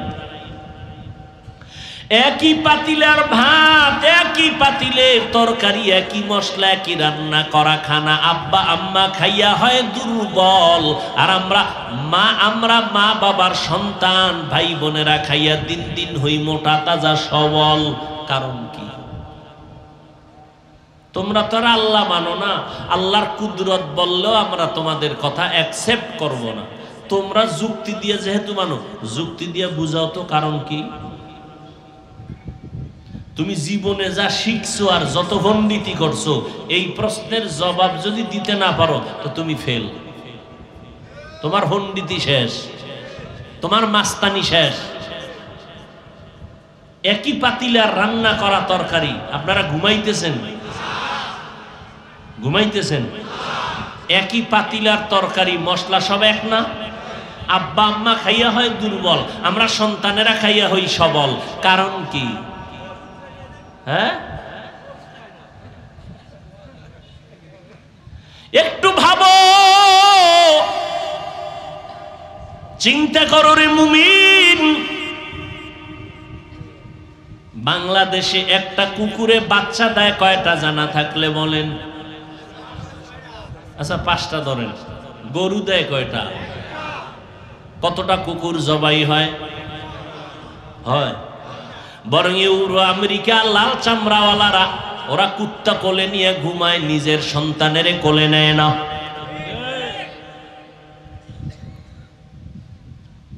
আমি মিশা কইতেছি?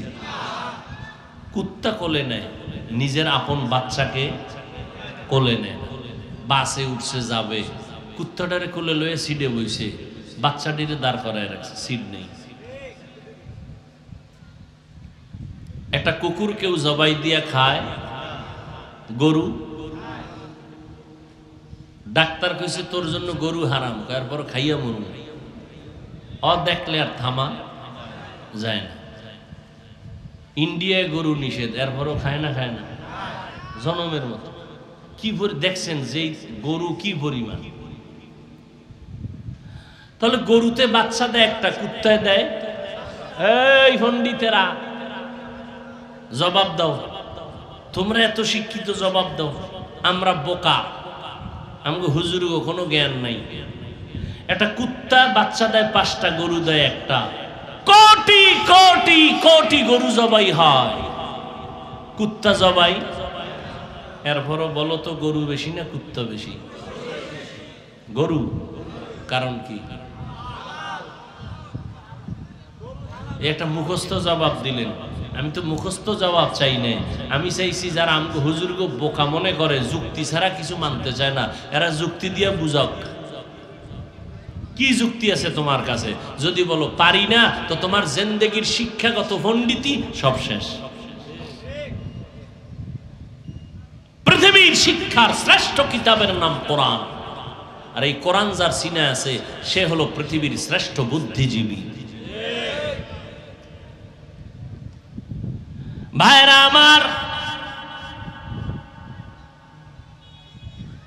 অহংকার আসছে, আমি মনে করেছিলাম ওরা সব খারাপ, আমি ভালো। এই চিন্তাটা যখন আসছে দেখি আমার কলবের থেকে একটা নূরের আলো বের হয়ে গেল। বুঝার মানুষও নাই, এগুলো বিরোধিতা করার মানুষ আছে। ভাইরা আমার, এরপরে আমি ছিলাম 30,000 হাদিসের হাফেজ, কিন্তু ওই আলোটা কলব থেকে বের হয়ে যাওয়ার পর আমি একটা হাদিস ছাড়া আর কোন হাদিস আমার মুখস্থ ছিল না। আর আমি ছিলাম কোরআনের হাফেজ আলেম, একটা আয়াত ছাড়া আর কোন আয়াত আমার জেহেনে ছিল না, সব ভুলে গেছে।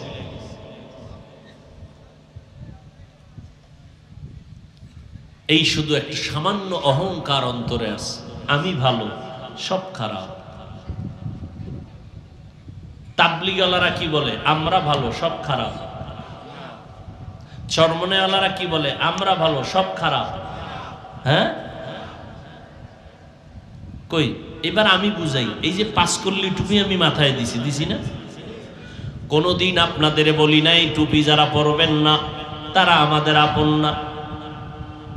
এমনকি যারা টুপি পরে না তাদেরও আমরা হিংসা করি না। ও যুবক, আমি কওমি মাদ্রাসার সন্তান, কোনদিন আলিয়ার বিরোধিতা করি না, স্কুল কলেজের বিরুদ্ধে বলি না। তুমি আমাদের কওমির বিরুদ্ধে কেন বলো? 5 কল্লির বিরুদ্ধে কেন বলো? ভালো করে বুঝো, তোমার আমার আল্লাহ এক, নবী এক, কোরআন এক, হাদিস এক, কাবা এক, ধর্ম এক। ও আল্লাহর বান্দারা, ভালো করে বুঝেন, আমরা নাভির নিচে হাত বেঁধে নামাজ পড়ি, যারা বুকে হাত বাঁধে আমরা কোনোদিন হিংসা করি না, গালি দেই না। আমরা 20 রাকাত তারাবি পড়েছি, যারা কম পড়েছে 8 রাকাত, আমরা কোনোদিন তাদের গালি দেই না, হিংসার নজরে দেখি নাই, দেখলে সালাম আগে দেওয়ার চেষ্টা করেছে। ও আল্লাহর বান্দারা, হেদায়েতের মালিক আল্লাহ সামান্য অহংকার এত বড় আলেম এই বিপাকে পড়ে গেলেন। শিবলি রহমাতুল্লাহ আলাইহি বলেন, আল্লাহর ওলি আগের মতো দিনের কাজ শুরু করলেন খানেকার মাধ্যমে। ওই খ্রিস্টান মেয়েটাকে তো বিবাহ করা আর হলো না। যেই মেয়েটাকে টার্গেট করিয়া এত কিছু হয়ে গেল, ওই মেয়েটাকে বিয়া হলো না। কিন্তু আমার মাওলার কুদরত, ওই খ্রিস্টান মেয়েটা স্বপ্নে দেখতেছে আবু আব্দুল্লাহর মতো একজন আল্লাহওয়ালার কাছে যাবে, তার সাথে বিবাহ বসবে। পাগল হয়ে গেছে ঘুমে স্বপ্ন দেখা। যেমন জুলাইখা স্বপ্ন দেখছে ইউসুফ নবীর, নাম জানে না, দেখা স্বপ্নে দেখা পাগল হয়ে গেছে। খ্রিস্টান মেয়েটা পাগল, কাউরে কয় না, কিন্তু দেখতেছে এরকম সুদর্শন সুপুরুষ, পাগড়িওয়ালা, সুঠম দেহের অধিকারী, তারে আমার পাইতেই হবে। দেখতে দেখতে কিছুদিন পরে এখন পাই কই, ঠিকানা ঘুমের মধ্যে পাইছে ফোরাত নদীর কাছে। ফোরাত নদীর কাছে একটা খানেকা, ওখানে গেলে তাকে পাইবা। মেয়েটা ফ্যামিলির কাউকে না জানাইয়া চলে গেল। যাইয়া খবর দিল খানকায়, আবু আব্দুল্লাহ খবর পাইলেন খ্রিস্টান পাড়ার মেয়ে আসছে। আবু আব্দুল্লাহ তাকে রিসিভ করলেন মানুষের দ্বারা। তারপরে তার খানকার পার্শ্বে একটা পর্দা রক্ষা করে একটা রুম দিয়া তারে পর্দার আড়াল থেকে কালেমা পড়াইয়া মুসলমান বানায় দিলেন, আর ওই রুমে থাকতে দিলেন, আর বলেন এখানে থাকো, কিছু সবক দিলেন, আদায় করো। বিবাহ টিবাহ নাই। কিছুদিনের মধ্যেই মেয়েটা ইমানের হালাতে অসুস্থ হইয়া ইন্তেকাল হয়ে গেল। এই মেয়েটার ইন্তেকালের কিছুদিন পরে আবু আব্দুল্লাহরও ইন্তেকাল হয়ে গেল। ইন্তেকাল হয়ে যাওয়ার পরে শিবলি রহমতুল্লাহ আলাইহি বলেন, আমি দীর্ঘদিন পরে স্বপ্নে দেখি দুইজনার সাথে জান্নাতের বাগানে তারা বিচরণ করে, জান্নাতে তাদের বিবাহ হয়ে গেছে। আউলিয়ারা কারে উকবা ইখতিয়ার, জাহেলারা কারে দুনিয়া ইখতিয়ার। মাইলে মোমেন সোয়ে মোমেন মিশাওয়াদ, মাইলে কাফের সোয়ে কাফের মিশাওয়া। অহংকার করা যাবে কোনোদিন এ কথা বলা যাবে না আমি ভালো, আমারটাই সঠিক, আর সব ব্যাঠিক, আমি ভালো সব খারাপ না। অন্তরকে দুর্বল করো, আল্লাহর ভয় অন্তরে জমা করে নাও। ও দয়ার মালিক, আমার মতো গুনাহগার কেউ নাই, রহমতের নবী আমার, যার কোনো গুনাহ, নবীর কোনো গুনাহ আছে? নবী দোয়া করতেছেন আল্লাহর কাছে বারবার, আল্লাহুম্মা জাআলনি ফি আইনি সাগীরা ওয়া ফি আইয়ুনিন নাসি কাবীরা। ও আল্লাহ, আমাকে আমার নজরে ছোট বানায় দাও, উম্মতের নজরে মর্যাদা বাড়ায় দাও। নিজেকে যদি বড় বানাতে চাও, বড়দের কদমে নিজেকে বিলীন করে দাও। বড় রাজমিস্ত্রি যদি হতে চাও, একজন অভিজ্ঞ রাজমিস্ত্রির কাছে সময় দাও, বড় হতে পারবা। ডাক্তার যদি বড় হতে চাও, তুমি লন্ডনে গিয়া লেখাপড়া করলেও বড় হতে পারবা না। তুমি একজন অভিজ্ঞ বড় ডাক্তারের পেছনে সময় লাগাইলে তুমি বড় হতে পারবা। দুনিয়ার লাইনে বড়দের কাছে গিয়া বড় হতে হয়, আখিরাতের লাইনে বড় হতে চাইলে বড়দের কাছে যাও, আল্লাহওয়ালার কাছে যাও। ও যুবক বাবারা, কয়দিন আর দুনিয়ায় বাঁচবা? এই দুনিয়া ক্ষণস্থায়ী, চোখের সামনে কত আপনজনকে হারায় ফেললা। ও পর্দার আড়ালের আম্মা জানেরা, ও বৃদ্ধ বাবাজি, কয়দিন এই দুনিয়া? একদিন আসবে, বয়ান চলতে থাকবে, কিন্তু এই ময়দানে আপনি আমি থাকবো না। অতএব আল্লাহর কাছে তওবা করে নেন। কয়দিন আমার মাওলার কাছে হাজিরা দিতে গেলে কি নিয়ে যাবেন? রমাজান চলে গেল, ওমরে ফারুক রাদিয়াল্লাহু তাআলা আনহু কান্না করেন, আল্লাহর কাছে আমি কেমন নাজাত পাইলাম জানা নাই, এই ভয়ে কান্না করতেছি। আমি রমাজানে রোজা রাখলাম, কবুল হইল কিনা জানা নাই, কান্না করতেছি। কোরআন তেলাওয়াত করলাম, কবুল হইল কিনা জানা নাই, কান্না করতেছি। ও পর্দার আড়ালের আম্মা জান, আল্লাহ তাআলা আপনাকে দুনিয়াতে সম্মানের ঘরে নিয়ে আসছেন, স্বামীর ঘরে আসছেন, আল্লাহ সন্তান দান করেছেন। এই দুনিয়াতে আপনাদের আল্লাহ নবী বানান নাই, তবে সব নবীদের মা বানায় দিছেন। আপনারা নবীদের মায়ের মতো মা, সাহাবায়ে কেরামদের মায়ের মতো মা, আলেমদের মায়ের মতো মা, হাফেজে কোরআনের মায়ের মতো মা। আজকের এই স্টেজে একটা বাচ্চার মাথায় পাগড়ি দিলাম, কোরআনের হাফেজ হয়ে গেল বাচ্চাটা, ওর সিনার মধ্যে কোরআনটা আল্লাহ জমা করে দিয়েছেন। ও আম্মা জানেরা, আজকে এই বাচ্চাটা পাগড়ি পাওয়ার পরে একটু খবর নিয়ে দেখবেন, এই বাচ্চার মায়ের কলিজা কত আনন্দিত, এই বাচ্চাটার বাবার কলিজা কত ঠান্ডা হয়ে গেল। এরে আম্মা জানেরা, আপনার মনে কি চায় না একজন আলেম কোরআনওয়ালার মা হইয়া কবরে যাবেন? আপনার সন্তান দামি একটা সন্তান হবে, মানুষ আপনার সন্তানের থেকে দোয়া নিবে। ও আম্মা জানেরা, আপনার সন্তানকে ডাক্তার বানাইতে ইসলাম নিষেধ করে নাই, আপনার সন্তানকে ইঞ্জিনিয়ার বানাবেন নিষেধ করে নাই, আপনার সন্তানকে প্রফেসর বানাবেন নিষেধ করে নাই। আপনার সন্তানকে ডাক্তার বানায় নেন, আপনার সন্তানকে ইঞ্জিনিয়ার বানাবেন, আলহামদুলিল্লাহ। তবে দাবি আমাদের একটা, বেয়াদব বানাবেন না। আপনার সন্তান, তার ব্যবহার যেন এমন খারাপ না হয়, আপনার সন্তানের আদর্শ আর ব্যবহারে কষ্ট পায় যেন কোনো আলেম দুঃখ না করে, আপনার সন্তানের ব্যবহারে যেন কোনো মুরব্বীরা কষ্ট না পায়। এ কারণে আপনার অনেক অবদান আর অনেক দোয়া, অনেক প্রচেষ্টা লাগবে। কারণ মা বাবার মধ্যে বাবার থেকে মায়ের অবদান সন্তানের প্রতি বেশি। সন্তান মায়ের অবদানের কারণে ভালো হয়, আবার খারাপও হয়ে যায়। ইমাম গজালি রহমাতুল্লাহ আলাইহি বলেন, একটা মায়ের জন্য, সন্তানের জন্য মা হলো প্রাথমিক শিক্ষিকা। একটা বাচ্চা বাবার তুলনায় মাকে দেখে দেখে অনুসরণ করে। এই জন্য যেই ঘরের মা নামাজ পড়ে, ওর বাচ্চাটাও নামাজি হয়ে যায়। যেই মা ঘরের পর্দা করে, ওর বাচ্চাটাও মাকে দেখে দেখে পর্দা করে। যেই ঘরের মা কোরআন তেলাওয়াত করে, ওই ঘরের বাচ্চাটাও মাকে দেখে দেখে কোরআন তেলাওয়াত শিখে। ও পর্দার আড়ালের আম্মা জানেরা, এমন একটা সন্তান দুনিয়াতে রেখে যাবেন, সন্তান ডাক্তার হলেও যেন আদো বলা ডাক্তার হয়, মানুষ যেন দোয়া করে, আর এই দোয়ার অংশ আপনি কবরে পাইতে থাকবেন। সন্তান ইঞ্জিনিয়ার হবে, আদর্শওয়ালা ইঞ্জিনিয়ার বানাবেন। আর আদর্শের ভিতরে আমার নবীর আদর্শের থেকে দামি কোনো আদর্শ আর নাই। ও আমার কলিজার যুবক, ওই মা বাবার দোয়া নিয়ে আদর্শওয়ালা হয়ে যাও। আমি এখানে এত বয়ান করলাম, একবারও কিন্তু বলি নাই তুমি আজকে থেকে হুজুর হইতেই হবে, তুমি মাদ্রাসায় পড়তেই হবে, স্কুলে পড়া যাবে না, কলেজে পড়া যাবে না বলি নাই। বরং তুমি ডাক্তার হও যুবক বাবা, বাধা নাই, তুমি ইঞ্জিনিয়ার হও, বাধা নাই। তবে আমার মাওলাকে ভুলিয়া যাইও না, তুমি মুসলমান কথাটা ভুলিও না।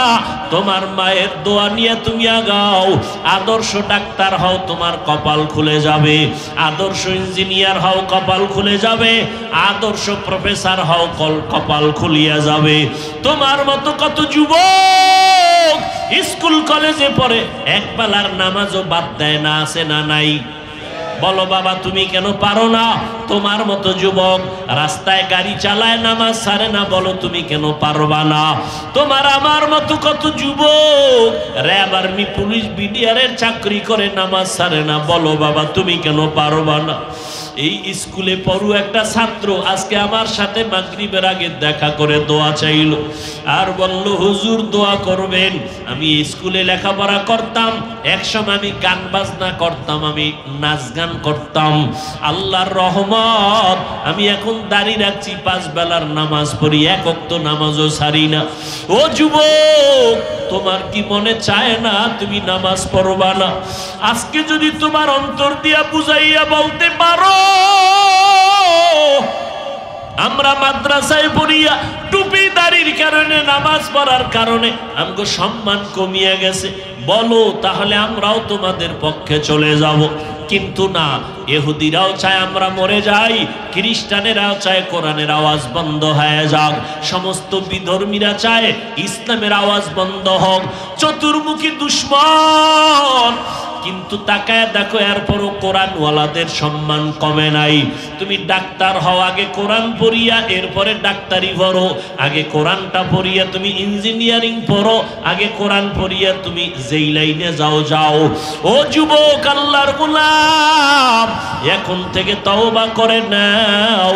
কয়দিন আর দুনিয়াতে বাঁচবারে বাবা, বাবার একটা ভালো সন্তান পরিচয় দিয়া চলো। তোমার কারণে এলাকায় শান্তি আসবে, তোমার দ্বারা সমাজে শান্তি আসবে। তোমার মতো যুবক যদি আজকে কৃষি কাজ করে, নামাজ পড়ে, তুমি কেন পারবা না? নদীর মধ্যে মাছ ধরিয়াও যদি নামাজ পড়ে, তুমি কেন পারবা না? না পারার পেছনে কারণ রে বাবা, তোমার গুনার কারণে আমার আল্লাহ বেজার। আজকে এত বয়ান, এত বয়ান, ওরে মুনাজাত তো সবাই দেয়, সবার চোখে পানি নাই। তোমার পাশে কত মানুষ চোখের পানি ছেড়ে কান্না করে, অথচ তোমার চোখে পানি আসে না রে বাবা। ও যুবক, আমার মাওলার কাছে গোপনে হেদায়েতের দোয়া করিও। আল্লাহকে মনে মনে বলি, ওরে মালিক, আমি তো একটা মুসলমানের সন্তান, মানুষের সামনে পরিচয় দিই আমি মুসলমান, অথচ আমার চেহারার মধ্যে ইসলামের কোনো আলো নাই, আমার পোশাকের মধ্যে ইসলামের পরিচয় নাই। না, এটা হতেই পারে না। আজকে থেকে আমি তওবা করে নিলাম, আর নামাজ ছাড়ব না, বেপরদায় চলব না। ওই মা বাবার দোয়া নিয়ে চলো। ওই মা যদি দোয়া করিয়া দেয়, তোমার কপালটা খুলিয়া যাবে রে বাবা। কারণ এই মা বাবার দোয়া ছাড়া কিন্তু আমি ওই চেয়ারে বসতে পারি নাই। ওই মা বাবার চোখের পানি আর দোয়া ছাড়া তুমিও পরীক্ষায় ভালো নাম্বার পাও নাই। ওই মা বাবার দোয়া আর চোখের পানি ছাড়া তুমি টাকা পয়সার মালিক হতে পারো নাই। আজকে এখানে এমন মানুষও বসে আছে যার মা নাই, যার বাবাও নাই। অন্ধকার কবর থেকে দোয়ার অপেক্ষা। রমজানের বরকতে তাদের কবরের আযাব ছিল বন্ধ।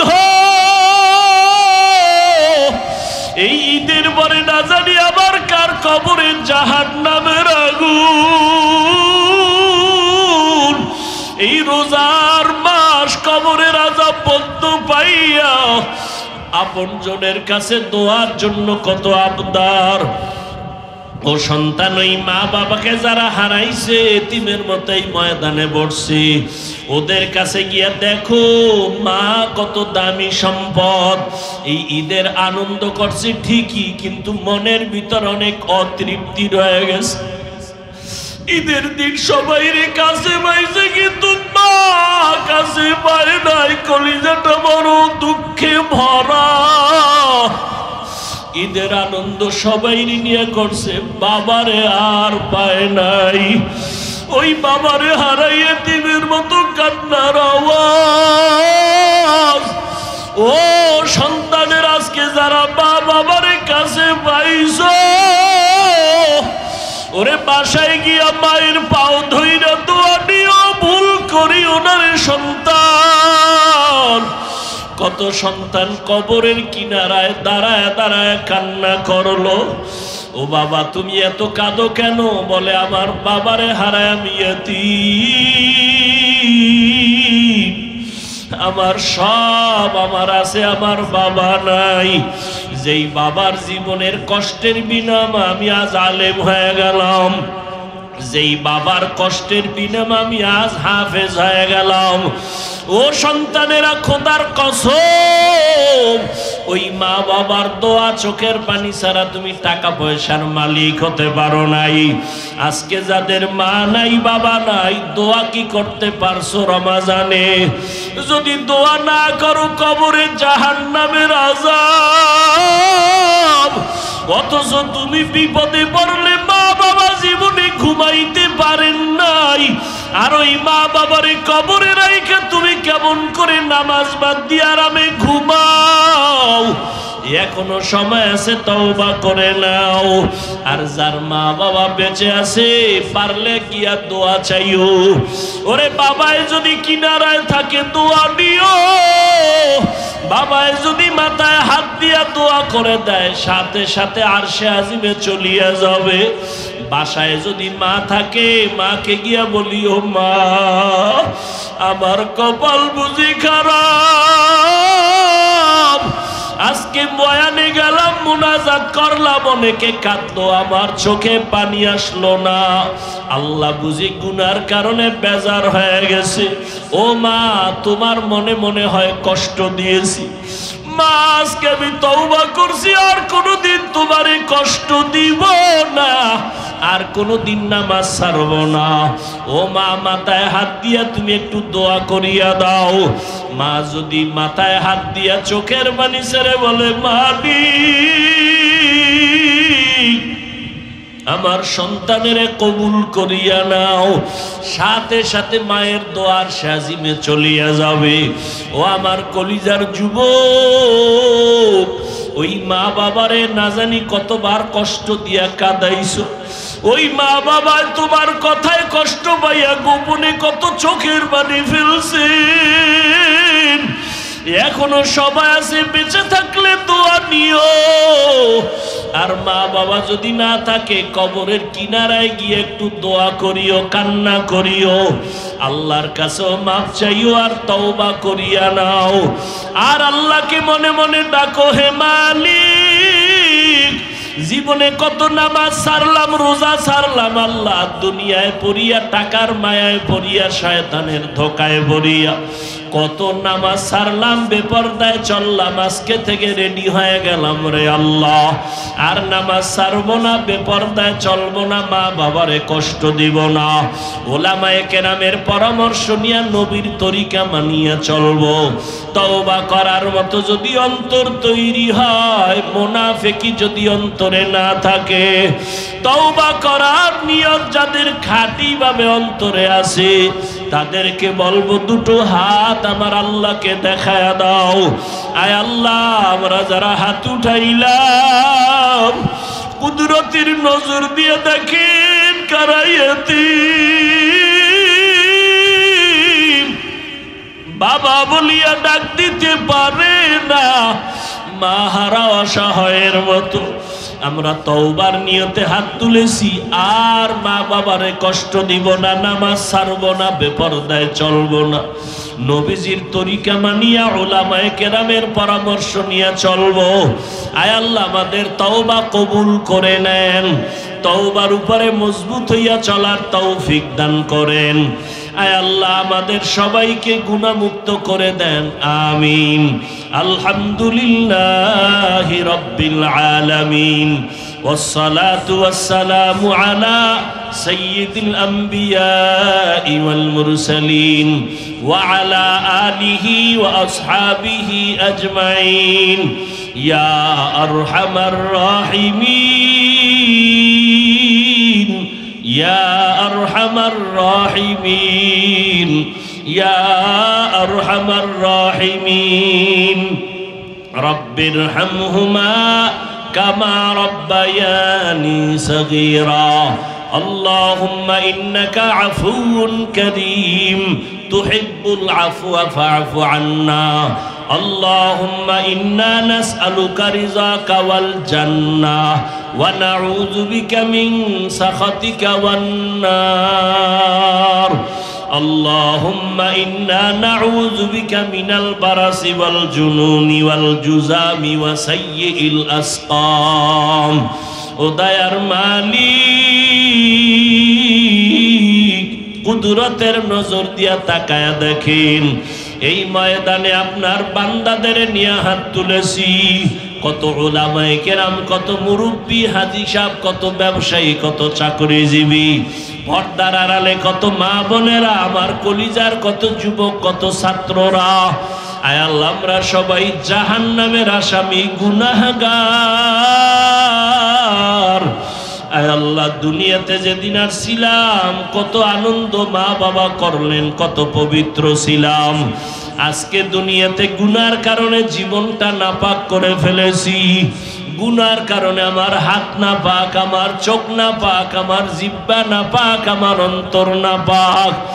আজকে তওবার নিয়ত করেছি আর গুনাহ করব না। আয় আল্লাহ উলামায়ে কেরামের পরামর্শ নিয়ে নবীর তরিকায় চলবো। মেহেরবানি করে দয়ার নজরে আমাদের জীবনের সবার গুনাহগুলো মাফ করে দেন আল্লাহ।